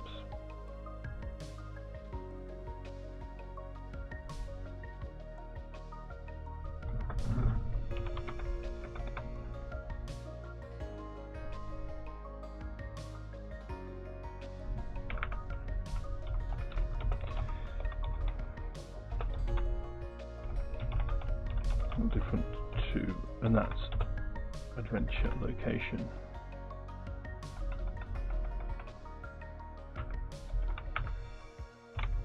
Better? Okay. So this one, we've done that row.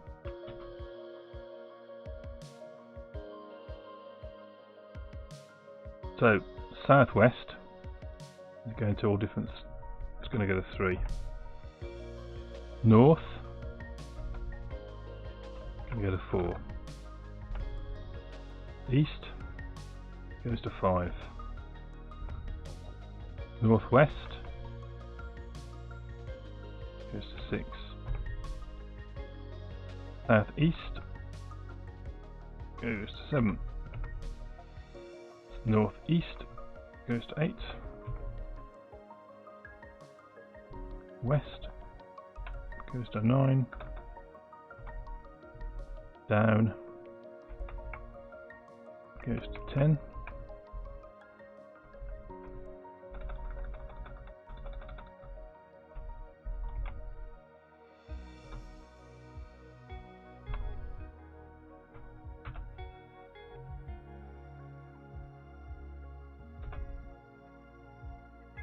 And up goes to 11.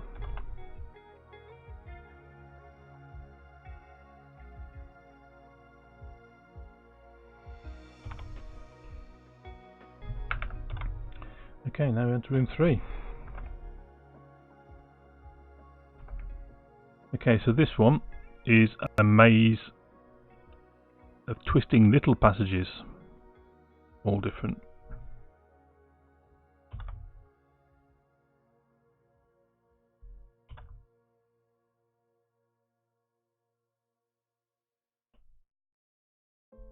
Like that. Oops.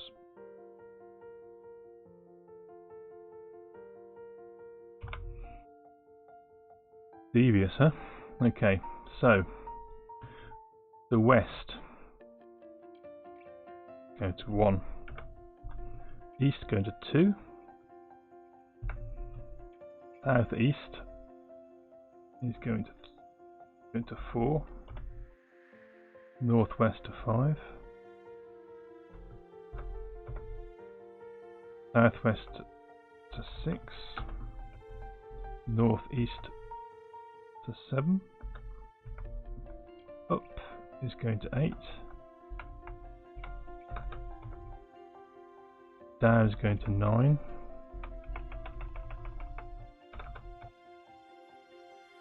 North is going to 10. And south is going to 11.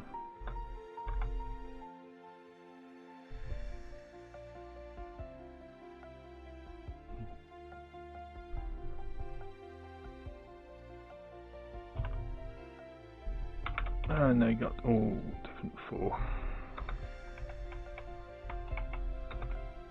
Okay, what's 4's description? This is a little maze of twisty passages.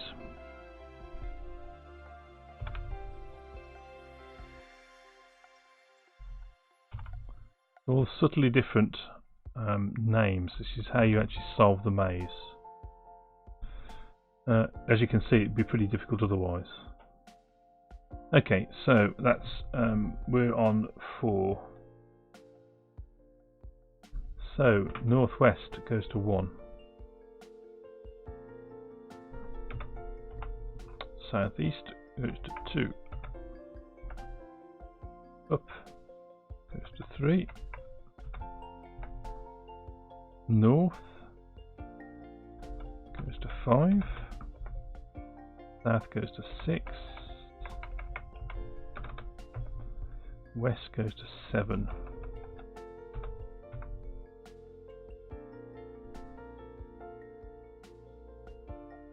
Southwest to 8. Northeast to 9. East to 10. And down to 11.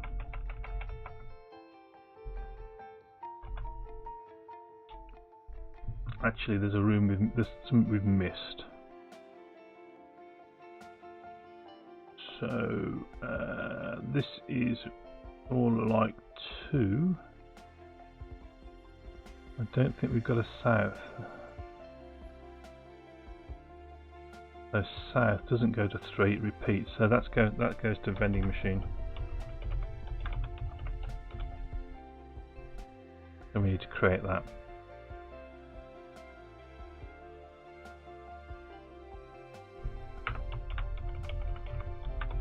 What on earth is a vending machine doing in this dungeon? I have no idea. I've absolutely no idea, but it's there. Okay, so we're on 4, aren't we? Did we start doing 4? I can't remember if I started it. Down was 11, yeah, we finished 4. Okay.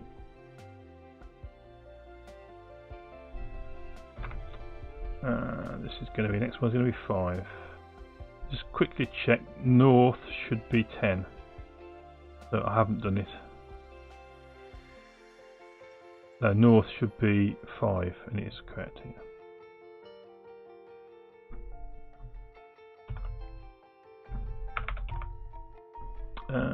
Okay, this is 5.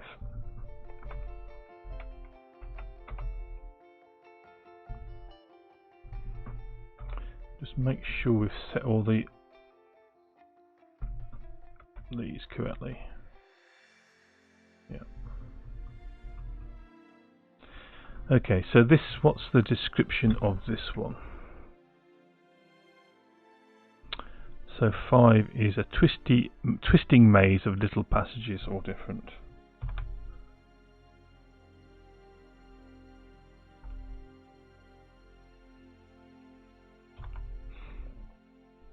Okay, 5. So up goes to 1.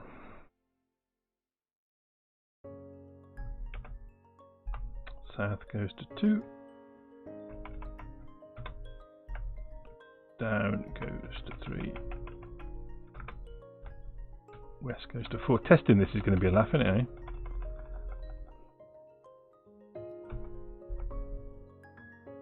Northeast goes to 6.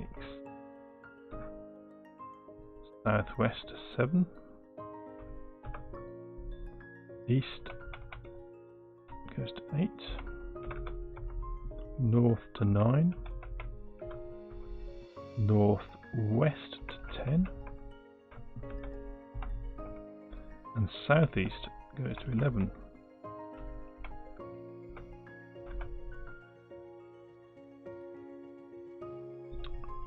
Next one.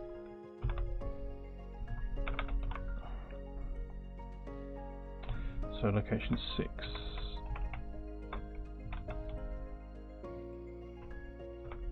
And number 6 is a twisting little maze of passages.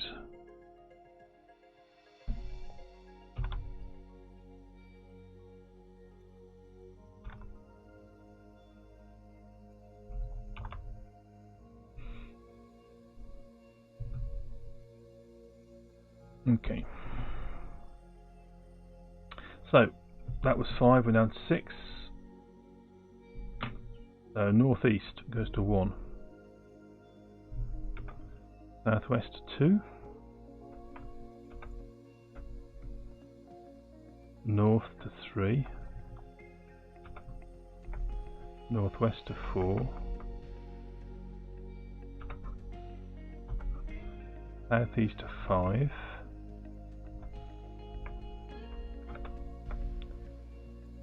East goes to 7. Down goes to 8.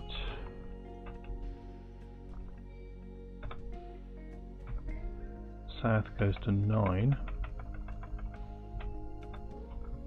Up goes to 10. And west goes to 11.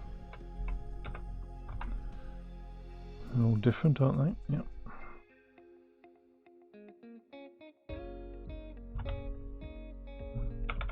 This is quite therapeutic, for me at least, because it's not having to think too much about stuff. And I say, I had a really interesting day, having to think an awful lot about stuff which I didn't want to think about. I would rather be coding rather than wasting my time on DLLs which had changed to default behaviour, and that default behaviour caused me an absolute nightmare. Meant I actually got nothing done at all today. Nothing productive, at least. Doesn't feel that way anyway. There we are then. So this is a twisted little maze of passages, all different. So here we go. So 1 is so north is 7. North is 1, sorry. Up is 2. Southeast is 3. Down is 4. South 5. Where's south? There it is. East is 6. West is 8.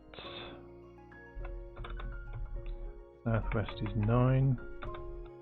Northeast is 10. And northwest is 11.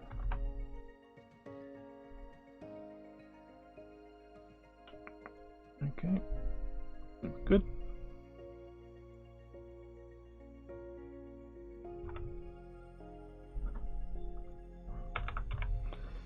Okay, that was 7. Now we're on 8. Not much more to do now.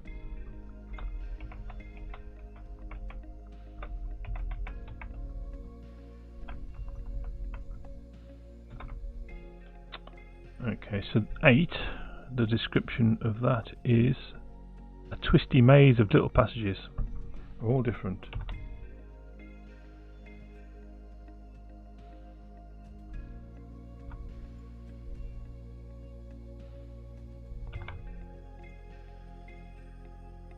Okay, so 8.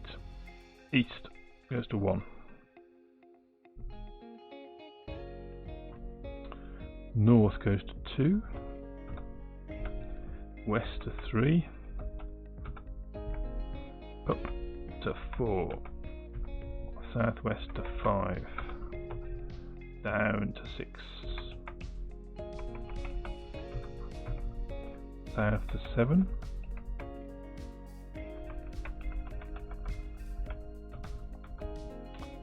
Northwest to 9.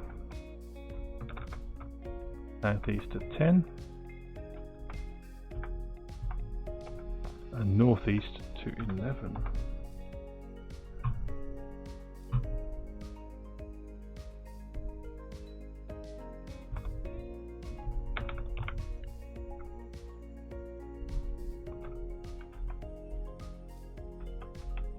On the home stretch now. Oops, I missed that one again tonight.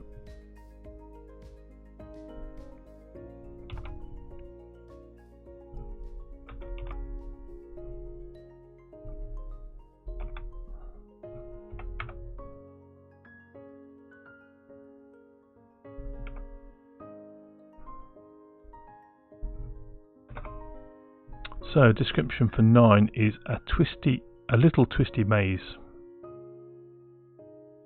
of passages.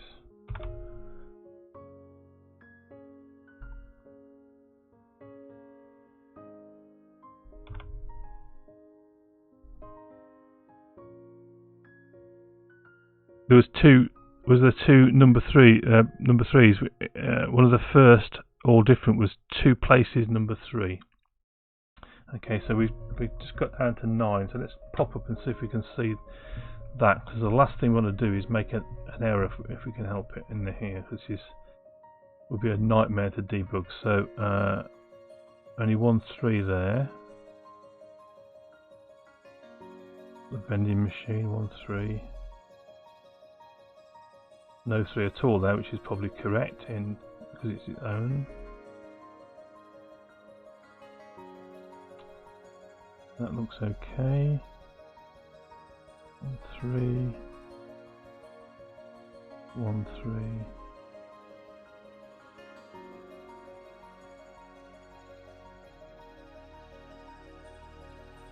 I can't see that Dragon Eye, but we'll check it again in a minute. So this is 9. So southeast.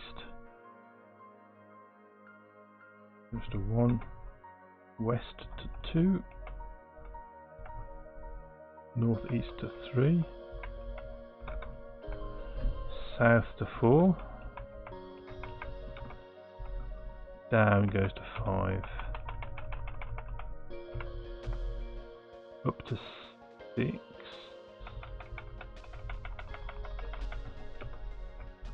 Northwest to 7. North to 8. Southwest to 10. And east to 11. 5, 4. They look okay.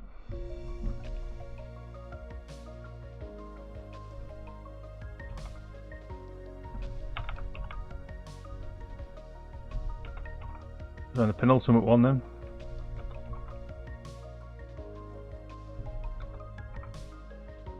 So I must have changed it, yeah.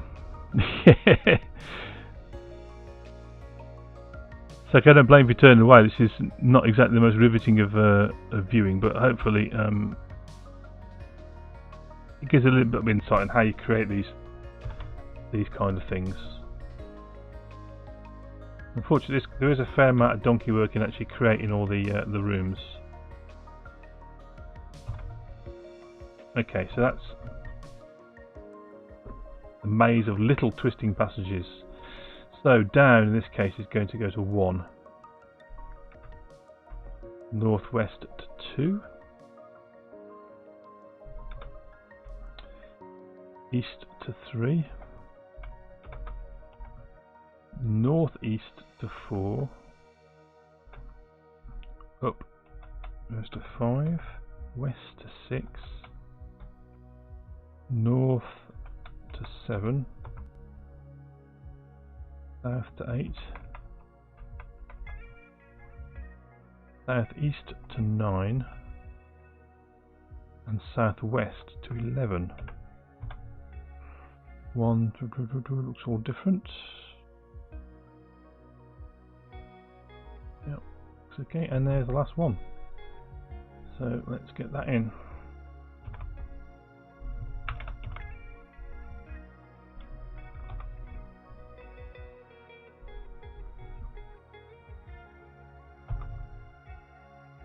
And the final description is in a maze of little twisty passages, all different.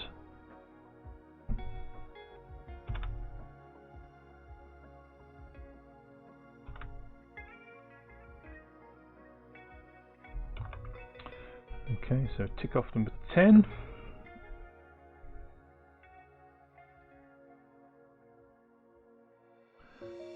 Holloway, welcome to the stream. How do I decide which direction to go where? Well, I've actually, a couple of weeks ago, I sat down and wrote down the maze. So I'm actually just reading off my notes here. So that's why I know. Yeah, it's going okay. There's quite a few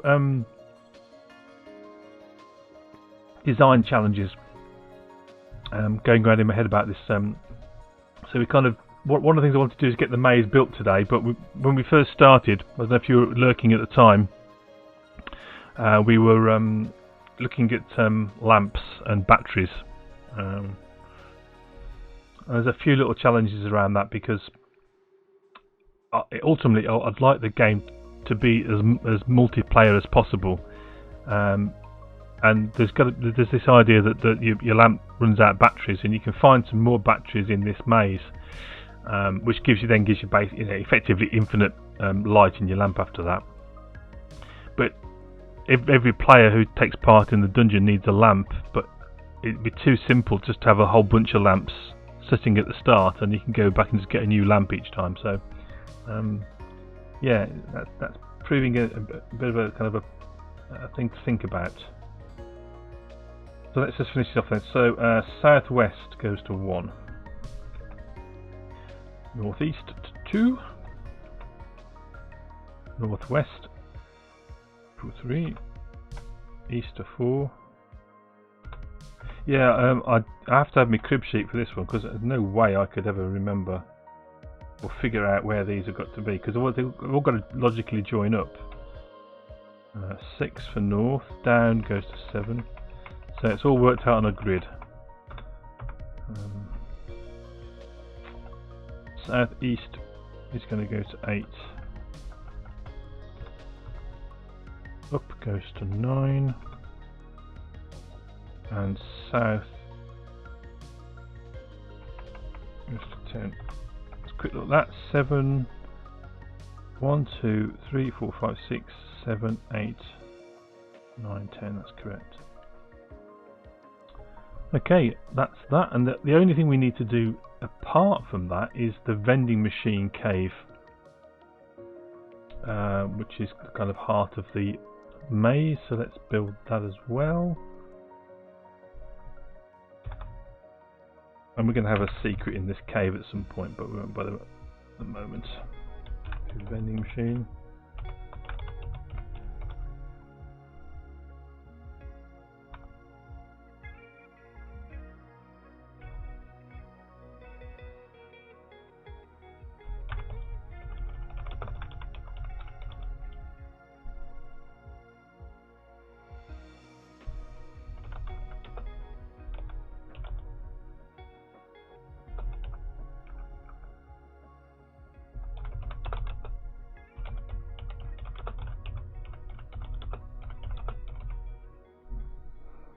I'm not sure about the description, we might change it. Vending machine cave. Okay, so that should be all of the bits and pieces we need. All we need to do now is to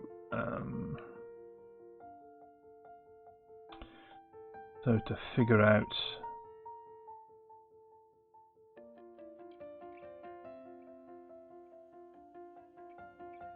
so if we go north, so let's get rid of some of these.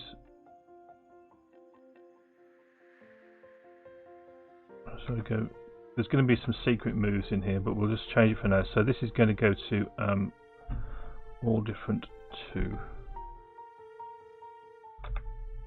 If you go north from this room, because you again went south to get into it. Not always the case that it's that you go north or south, and when you go backwards, it goes to the same place. Yes, I think the player will need the energy from the vending machine. Yeah, should have some kind of should have some energy drink in there as well, shouldn't it? As well as actual energy for your lamp.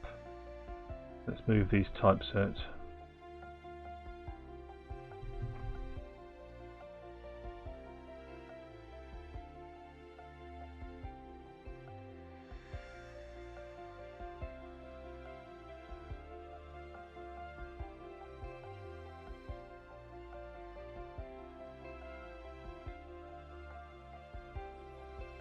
So they live in their own files.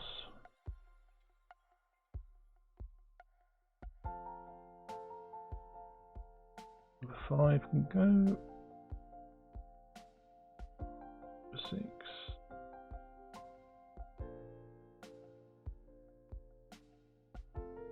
And 7. And 8. And 9.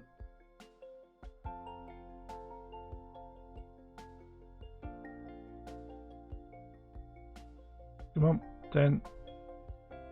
And finally 11.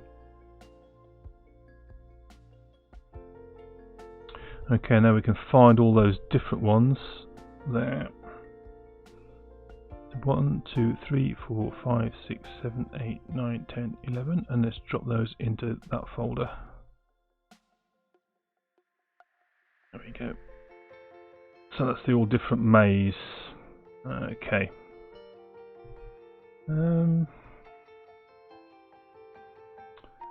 So let's explore the maze. Let's try the maze out. Go to our teleport command. We can lose some of these test items. We don't want this stuff anymore. That's just for testing the lamp and the battery feature. We can have the diamonds. Here we want to teleport in this case to Long Hall West. So in this case we're going to teleport ourselves for testing purposes, of course, only to west end of the Long Hall. Then if we go south from there, we should then end up in our maze. I'm not doing this kind of dog's leg of caves here. I might add them later, but they don't actually. There's nothing really to see in them, so we'll just do that. Okay, well let's see if we can get into the maze.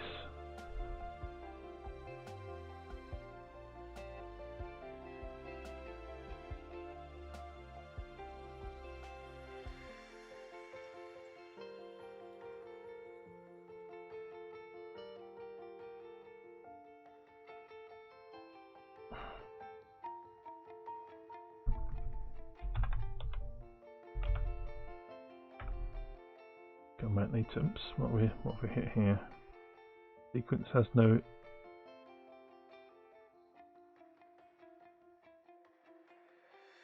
Okay, I made a mistake in the numbering of my rooms. Let's have a look. 1, 2, 3, 4, 5, 6, 7, 8, 9, and 11. All different.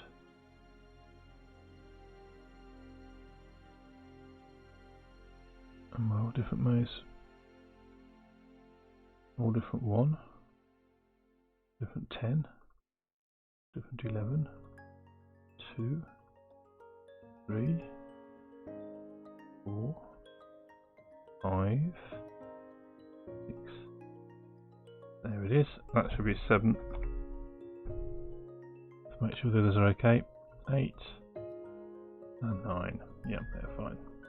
So I've noticed that before. If I make a numbering error, it just kind of basically says I'm going to fall over that point. Okay, let's try again.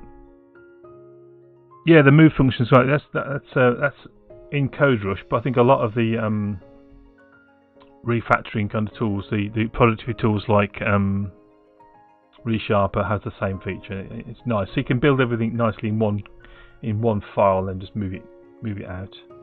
I do enjoy doing that. Where have I gone to? I'm over here, aren't I? There we are. Let's join the adventure. Okay. Once we need to get our lamp, of course.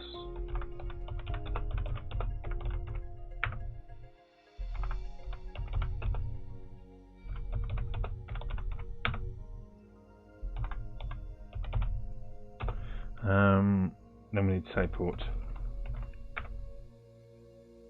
So let's have a look around.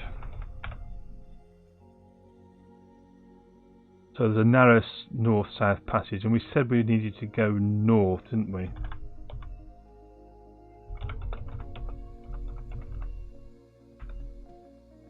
Oh, that's crossover, so it's actually south we needed to go.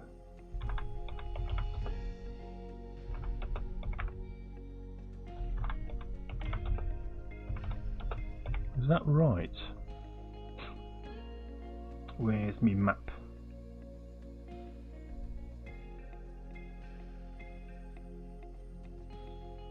It was south. South.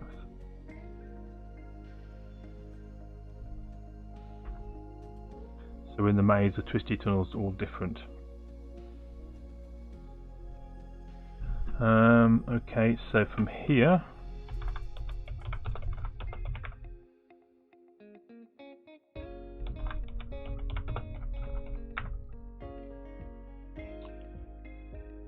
So that was that. Due east. Just a little different. So there's two nasty looking dwarves in the room with me. Wow, how did they get there?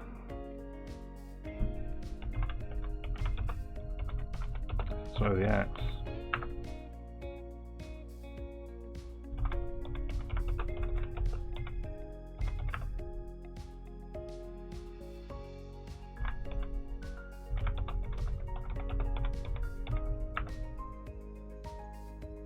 Excellent, we killed the dwarf.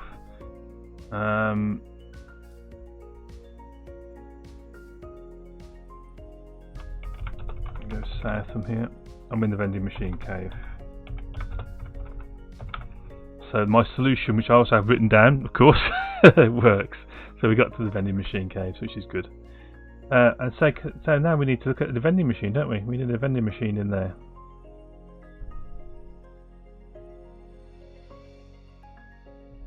Okay, good.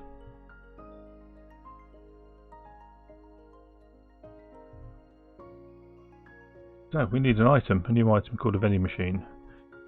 So let's go and do that. So we need, first thing we need to do is create a enum for it, so a vending machine.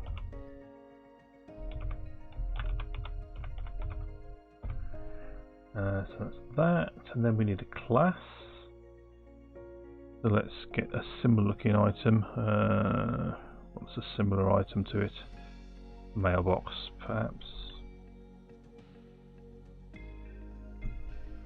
Let's create another item. So this is going to be a vending machine.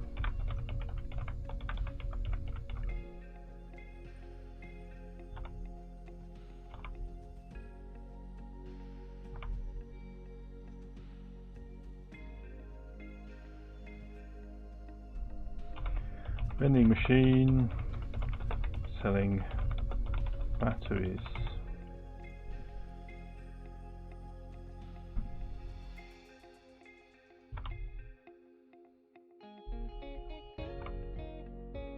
So it's not going to be an open container.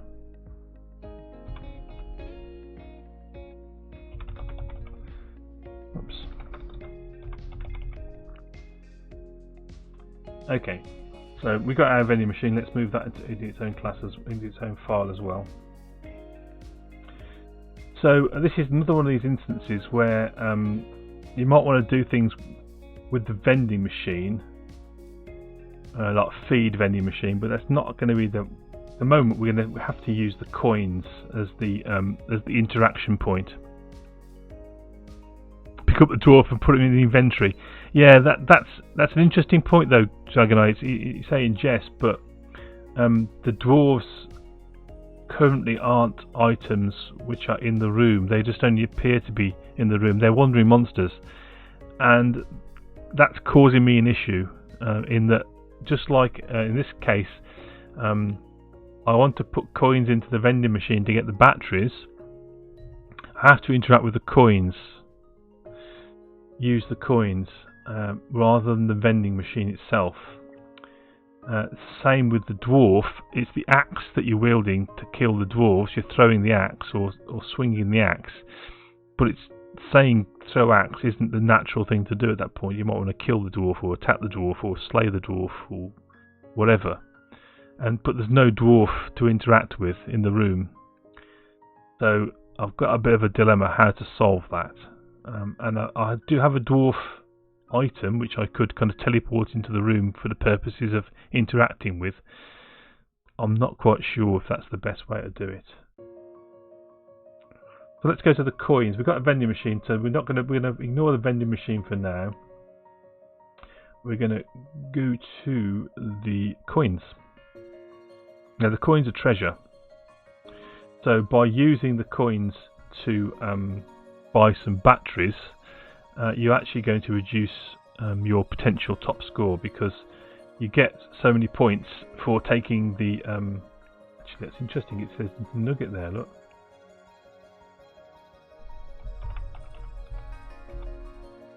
That was a good spot. You get points for dropping the coins off at the little building. We haven't done that bit yet, but that's what's going to happen. So by using the coins up here, they're going to vanish out of your inventory, and you're not going to be able to win the points. So it's kind of a penalty for having to refresh your batteries, really. Okay, so we want some interactions on here. So let's go back to where was the interaction we just done? It was on the lamp, I suppose, is the best thing we can do. So let's just grab these interactions again.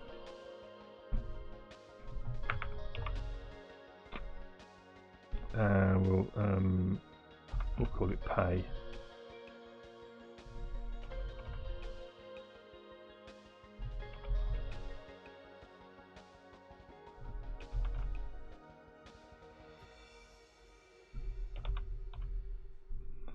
As we use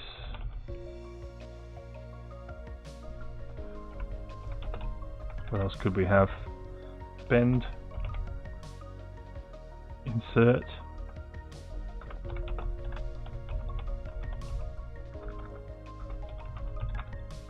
anyone thinks anything you can do with the coins to put them into the machine? That'd be good. Okay, so that's the verb that we're going to use. So use or spend or insert. So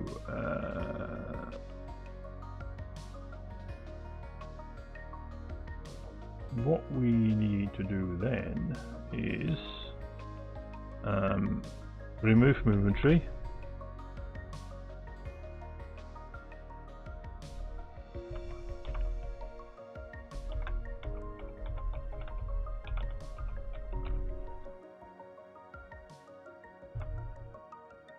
From inventory, move from inventory. That's an interaction.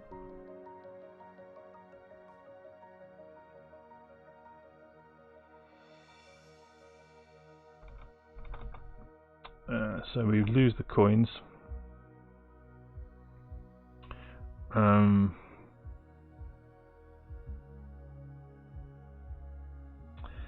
And then we are going to add to location.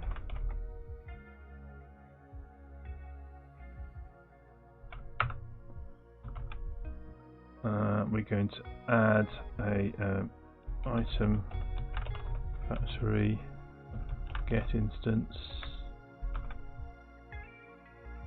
passing game and item ID dot batteries.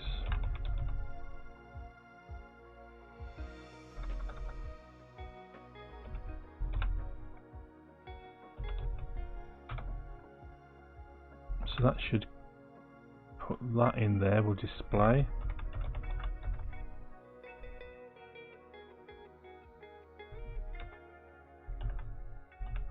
I think it's just text goes in there, yes.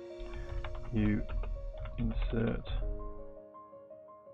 your coins into the machine and a pack of batteries is dispensed.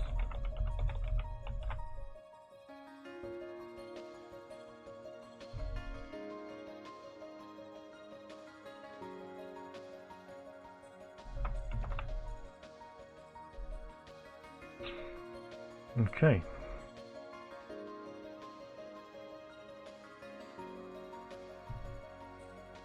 Then we want an interaction, an interact method on the coins.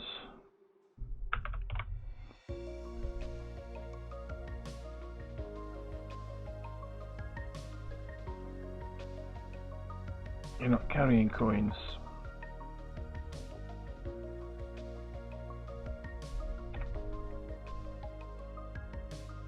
Link for that. Okay,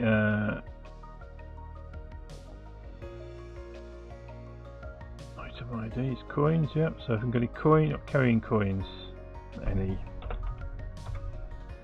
coins, blah blah blah. Then if you match on use,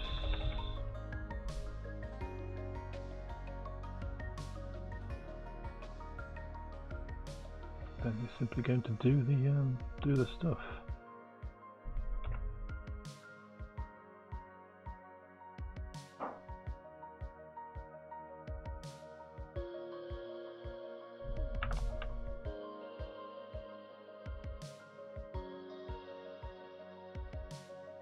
Okay.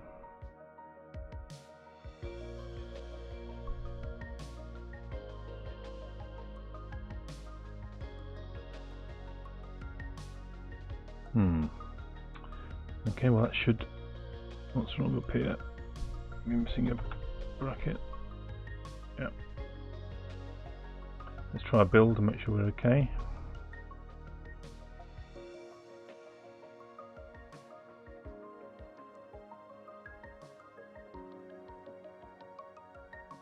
Okay, well let's try. I think we've got some coins as part of our teleport command. Let's have a look. Teleport, we get the coins and the diamond. Yeah. Let's try that out.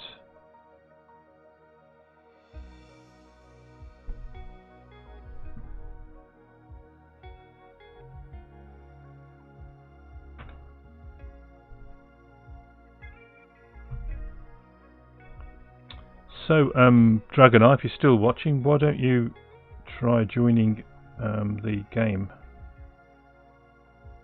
I'll meet you outside the building.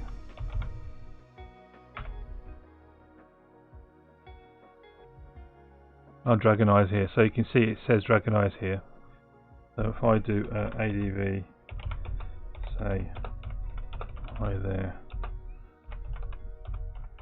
Dragoneye, you can try and say something to me.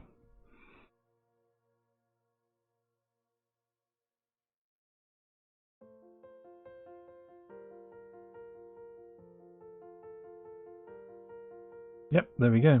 That kind of basic. It's just that's pretty much the extent of multiplayer.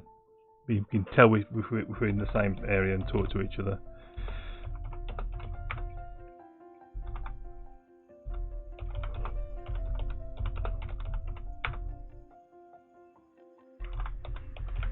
So if you go into the, of course, if you go into the building now, there won't be a lamp in there, which is the problem. You just confirm there's no lamp in there. I know there won't be, but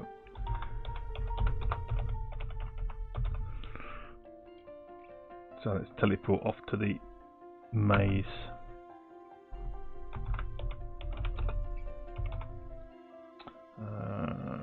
So I think it was north we needed to go. No, it wasn't.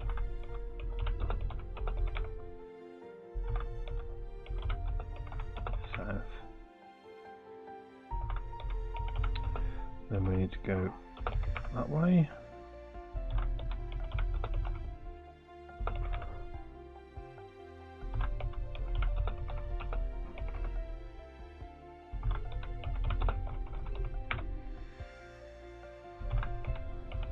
So use coins, so we'll say insert coins.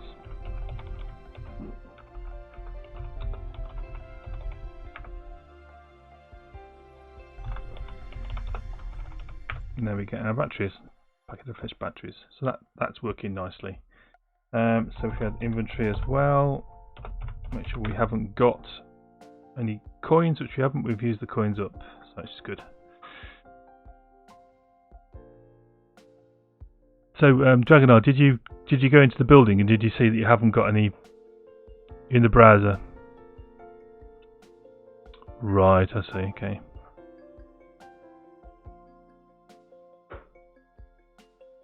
I was wondering if you could see if there was the any a lamp in there, but I don't think there would, because I've made it a unique item. I need to sort that out. I need to think how we're going to do that.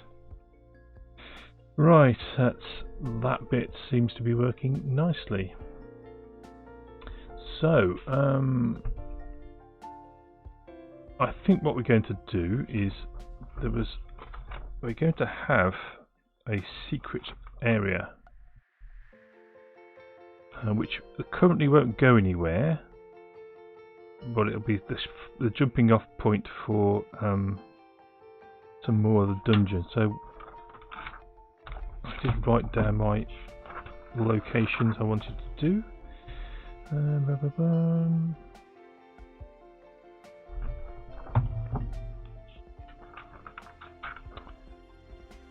So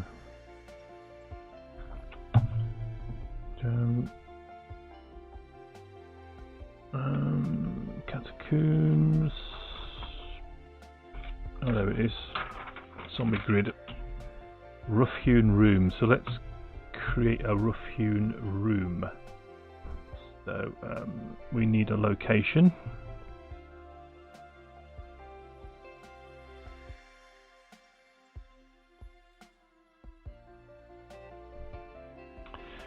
So let's have a simple location like cobbles. Copy that. In fact, we won't copy it. We'll do new dungeon room, and it's going to be rough-hewn, because that shows off the very nice Code Rush template we have here. Rough-hewn. Rough-hewn cave.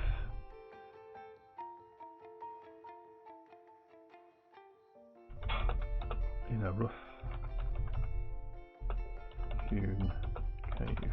We need to come back and sort this description out, but we won't do it. Okay, for the moment, in a rough-hewn room cave.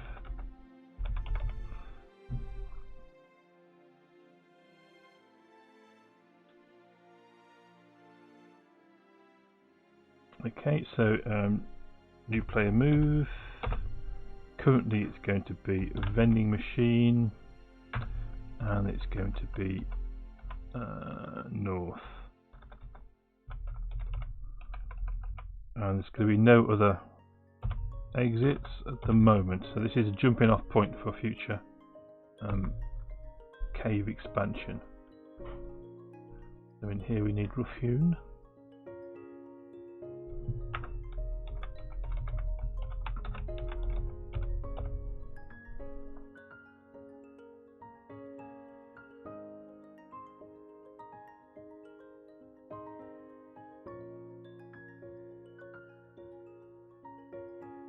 Okay, and then what I think we'll do is we'll go to the vending machine,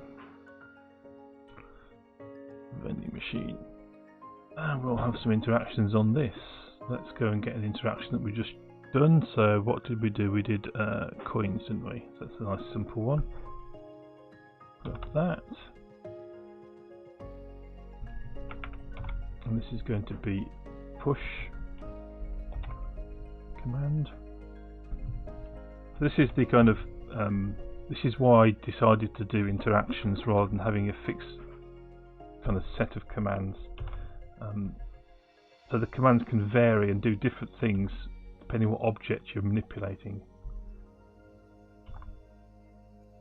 And on the whole it works out okay, except when I run into trouble with the idea.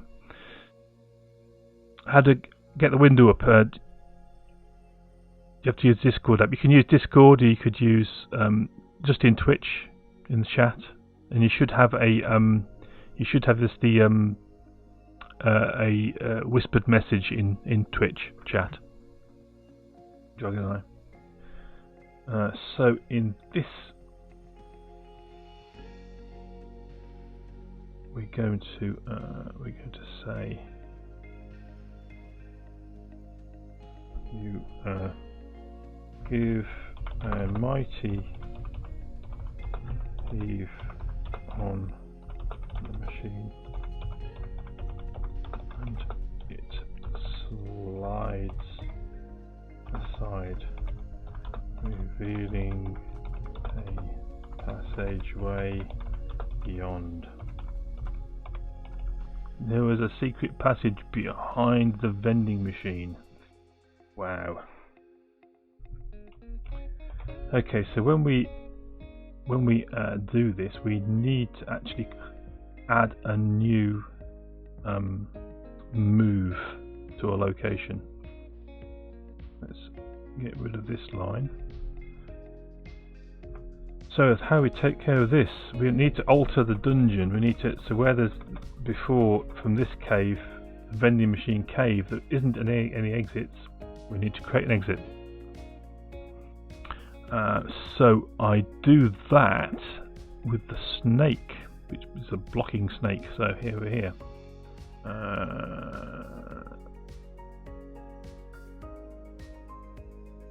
Oh, that's the bird that does it. Yeah, giving all the secrets away anyway. Okay, it's the little bird that gets rid of the snake.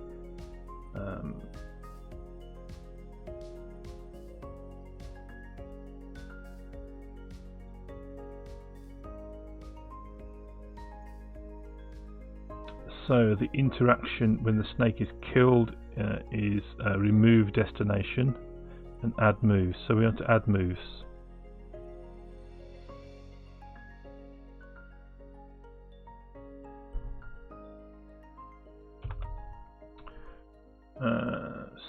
So that is in the vending machine. We've got a new add moves.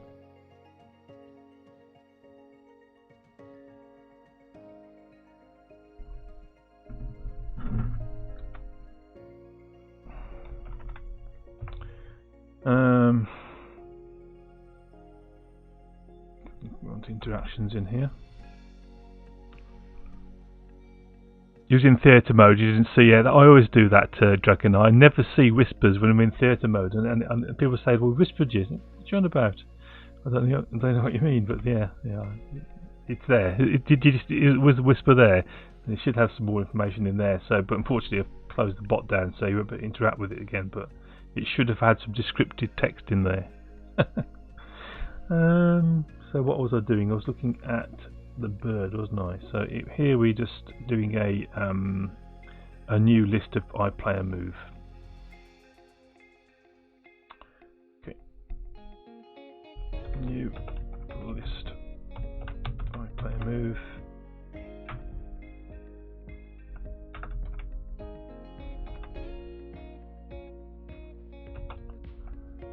New player move.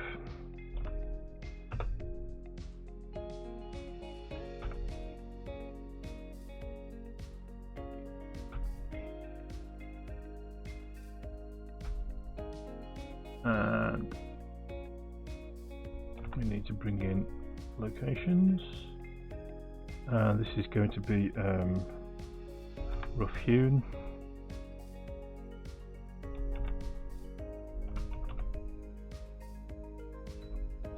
And it's going to be now, which way is it going to be?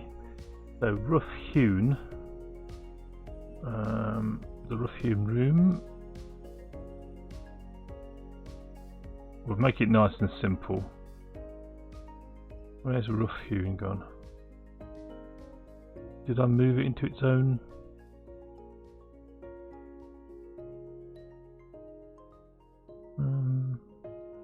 Maybe I didn't move it out into its own area.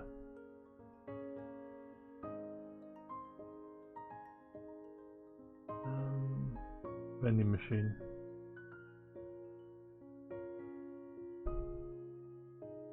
Let's find rough hewn.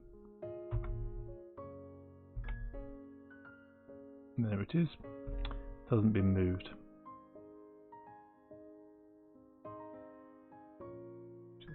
So that was north to get back to the vending machine. We'll make it nice and simple. Simply have it go south.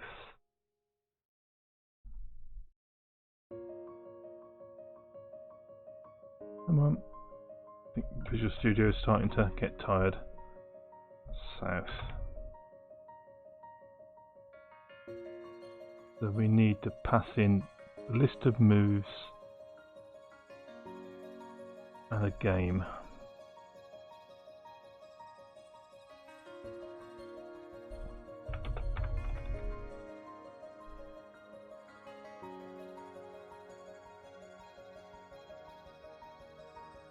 Must be just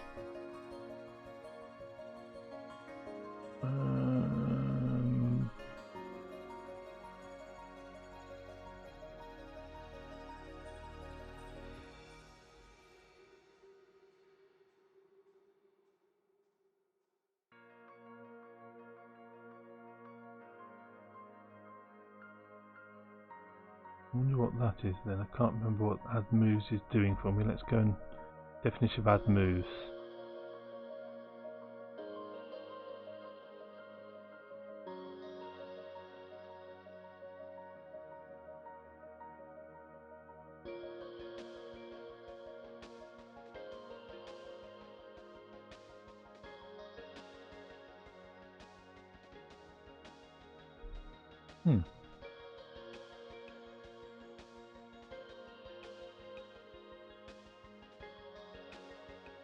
Must be there.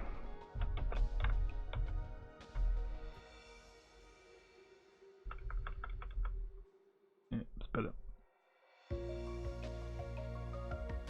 Okay, so that should enable us to enter the new room.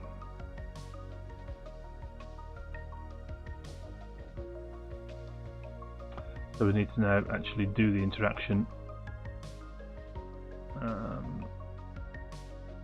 And the best place to get that from was, where did we do that last time? Lamp, I think, wasn't it? Oh, it's just the vending machine, wasn't it? Coins. Just got this code here.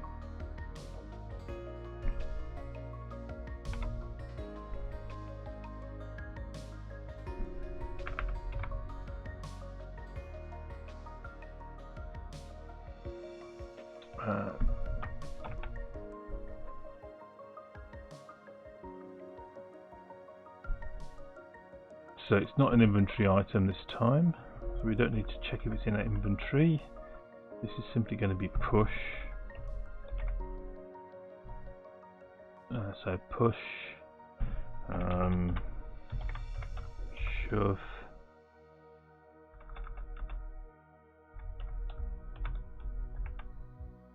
move, slide. Something like that.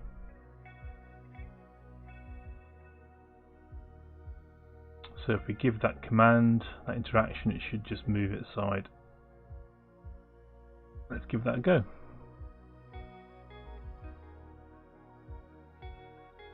Yeah, Death Packs. I like theatre mode because it's larger, and I don't like all the things going on each side. But it really gives you the problem with whispers. You never see them, and also you can't see things like there's some menus at the top you can't see as well. Is it the follow buttons and all that kind of stuff, or the subscription stuff? Bit of a pain. Okay, let's go again.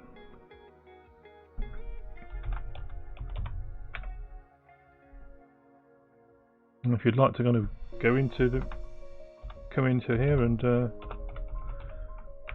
join me in the adventure, you can. I'm going to grab the lamp before anyone else does. Do feel free to wander in the forest, by the way. If you want to enter the game, you can wander around the forest, or go up the hill, or follow the stream downstream. Feel free to explore. While I've still got the game going, because obviously it's going to... I'm going to switch it off as soon as we've tested this. But it'd be good to get some people... You didn't find the whisper? Oh, that's interesting.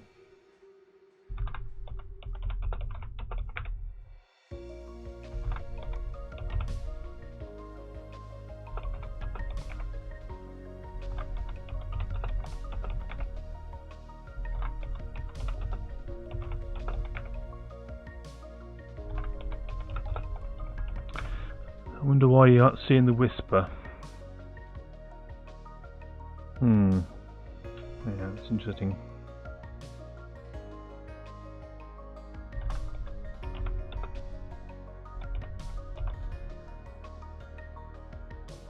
So, what do I call it? Vending machine? Machine. I haven't thought of that, what have we? What is its name?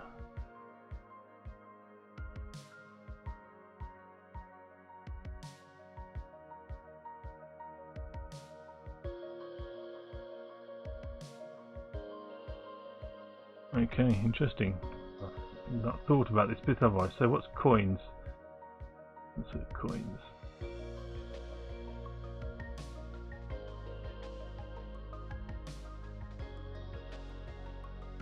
Oh, I know why. I know why.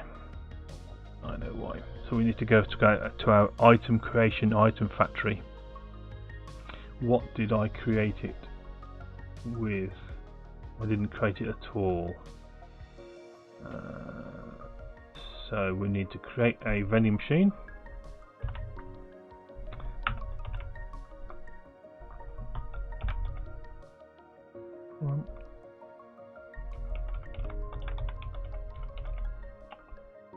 So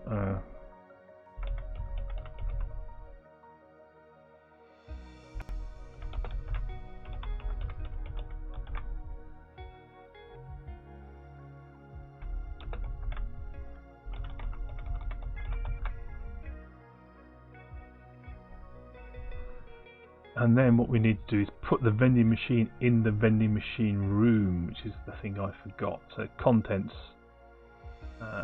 vending machine has not a leaflet in, but it's got a vending machine in it. There we go.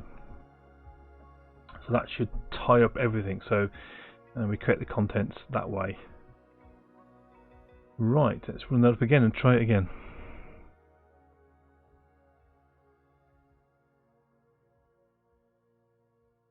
Sorry about the whisper not appearing. It should do. I think I did test that, but of course things change. That's the problem. As I work on the code, I then don't test bits that were working before, and regressions do unfortunately occur with this. It's because there's quite a lot of code involved in this.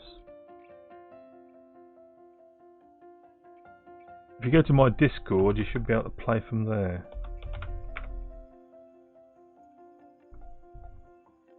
I'll just post my Discord. Yeah, next time.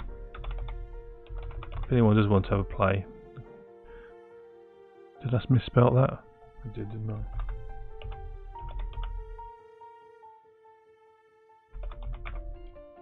There we go. That's the Discord if you want to go and join there.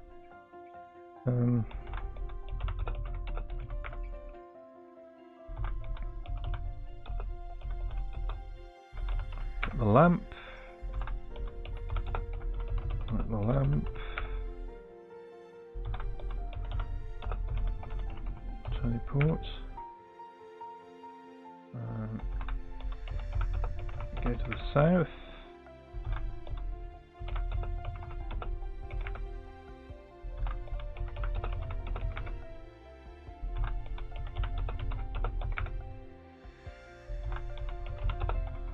should say there's a vending machine in the room. It's not saying there's a vending machine in the room.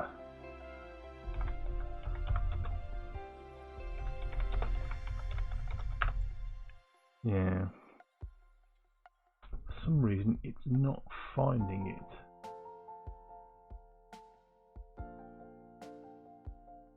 Oh, what am I doing? What am I doing? That's not right at all. It's got no contents. That's why I've gone mad. That's got no contents. It's the item, it's the room that needs to have the vending machine in it. So let's go to locations. Vending machine. And it's here we need to add the item.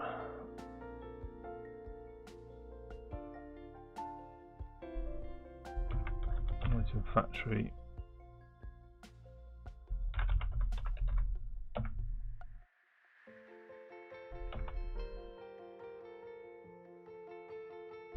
And it's get instance. And then it is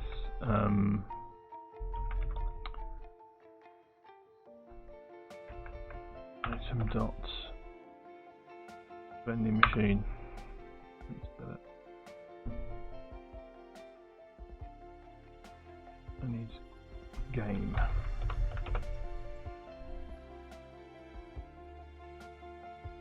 That's better. So it's getting late.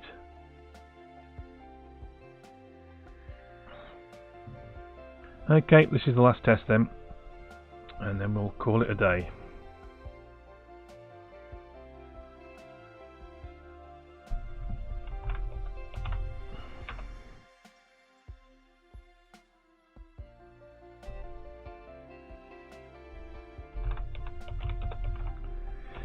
So there's a possibility they may stream again tomorrow. Depends whether my wife goes out or not. If she does, there'll be a stream tomorrow. We'll continue with this and try and get a lot more of the actual dungeon completed. But I will be streaming on Wednesday as well, a normal early show, which is about 4 o'clock UK time.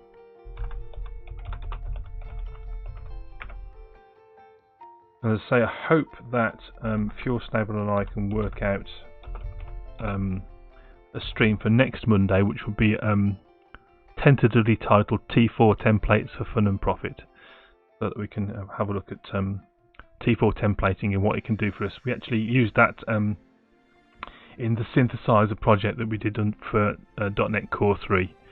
And for the WPF GUI, there was some T4 templating that Fuel Stable did, and it was really quite amazing. So we'll investigate a bit more about what you can achieve with that technology. Hopefully that will be next Monday, but I still need to touch base with Fuel Stable to get it all sorted out. Go east.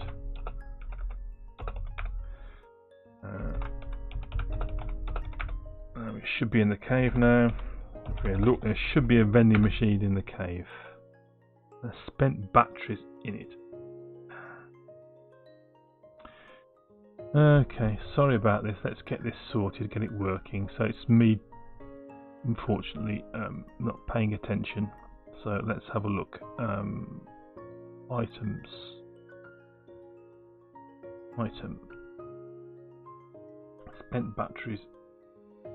Vending machine. Why did it create spent batteries in there? Vending machine. I created game item vending machine 38 in there. Okay, item factory is the problem then. It's spent batteries. It's copy paste problems. I do like copy and paste, but it does cause me these issues. I should be a bit more vigilant.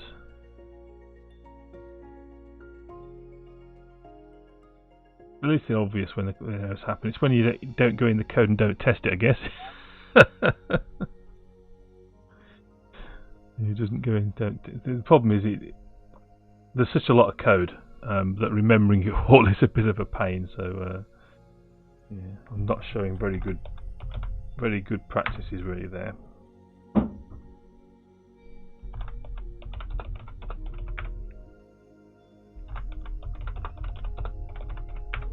Quickly go through this.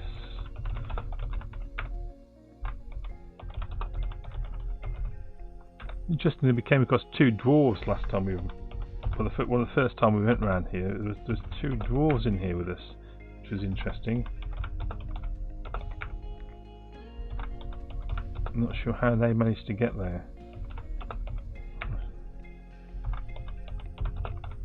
It's possible, of course, but interesting that they did. Now, oops. Now we should see a vending machine. Vending machine selling batteries. So shove machine. Let's type shove vending machine. It should just take the word vending. Yeah, it does.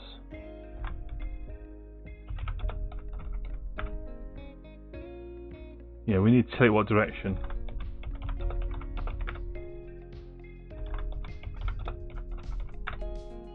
There we are. So all we need to do is add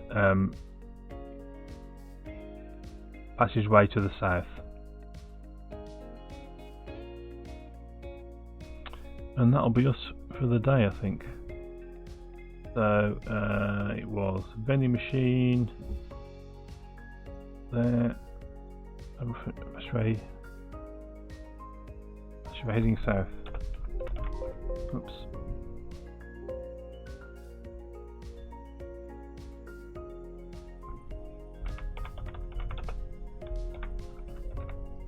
There we go. Okay, so I think we're gonna getting late, needs some sleep, and me too. So I'm going to finish now. Copy video. So thank you very much for staying with the stream. It's been very nice to see you. I'm going to push all this up to GitHub now. So let's put episode 52 in our comment. Commit that locally. And then sync that up to GitHub. So if you do want to have a look at the code, pinch the code and do it as you want, or even fork the code and create some PRs, you're very welcome to. That's the location of the GitHub. That's where everything is. This video and my other videos are all archived to YouTube. So here's the YouTube channel. Do pop across to YouTube and subscribe. It's completely free to do so. If you're not a follower of the channel and you're sitting in chat, then I would encourage you to hit the follow button. We are chasing 300 followers as our goal, but it also gives you advance notice of when I go live, as does if you go to my Twitter and you follow me on Twitter.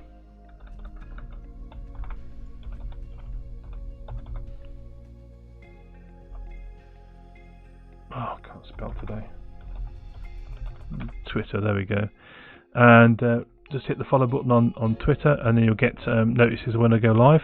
I'm hoping, as I say, to do another stream tomorrow at a roughly similar time. I'm not sure though at this moment, but you'll find out by following or via the Twitter feed. So it's been really great having you on the stream today with me. I know it's been we've done quite a bit of stuff, some of which was a bit repetitive, but we've now got a nice maze. We've got two mazes, in fact, and some secrets that we can expand on. And next time we'll continue to look at scoring points and stashing treasure. And that's the thing to do next. So let's go and have a look, see what we can see in terms of people to raid. Let's go and have a look, see who's live, if anyone's live. I don't know if Gooseman is actually live. If he is, we'll go and talk to me, Gooseman. Thank you very much, Dragonite. I'm glad to see you. Do pop by again as soon as you can, and so we'll do some more audio at some point very shortly. We'll go and raid Gooseman. So do stay with us for the raid. Spam chat with any emotes that you might have, and I'll see you again either tomorrow or Wednesday. So take care everyone and join the raid.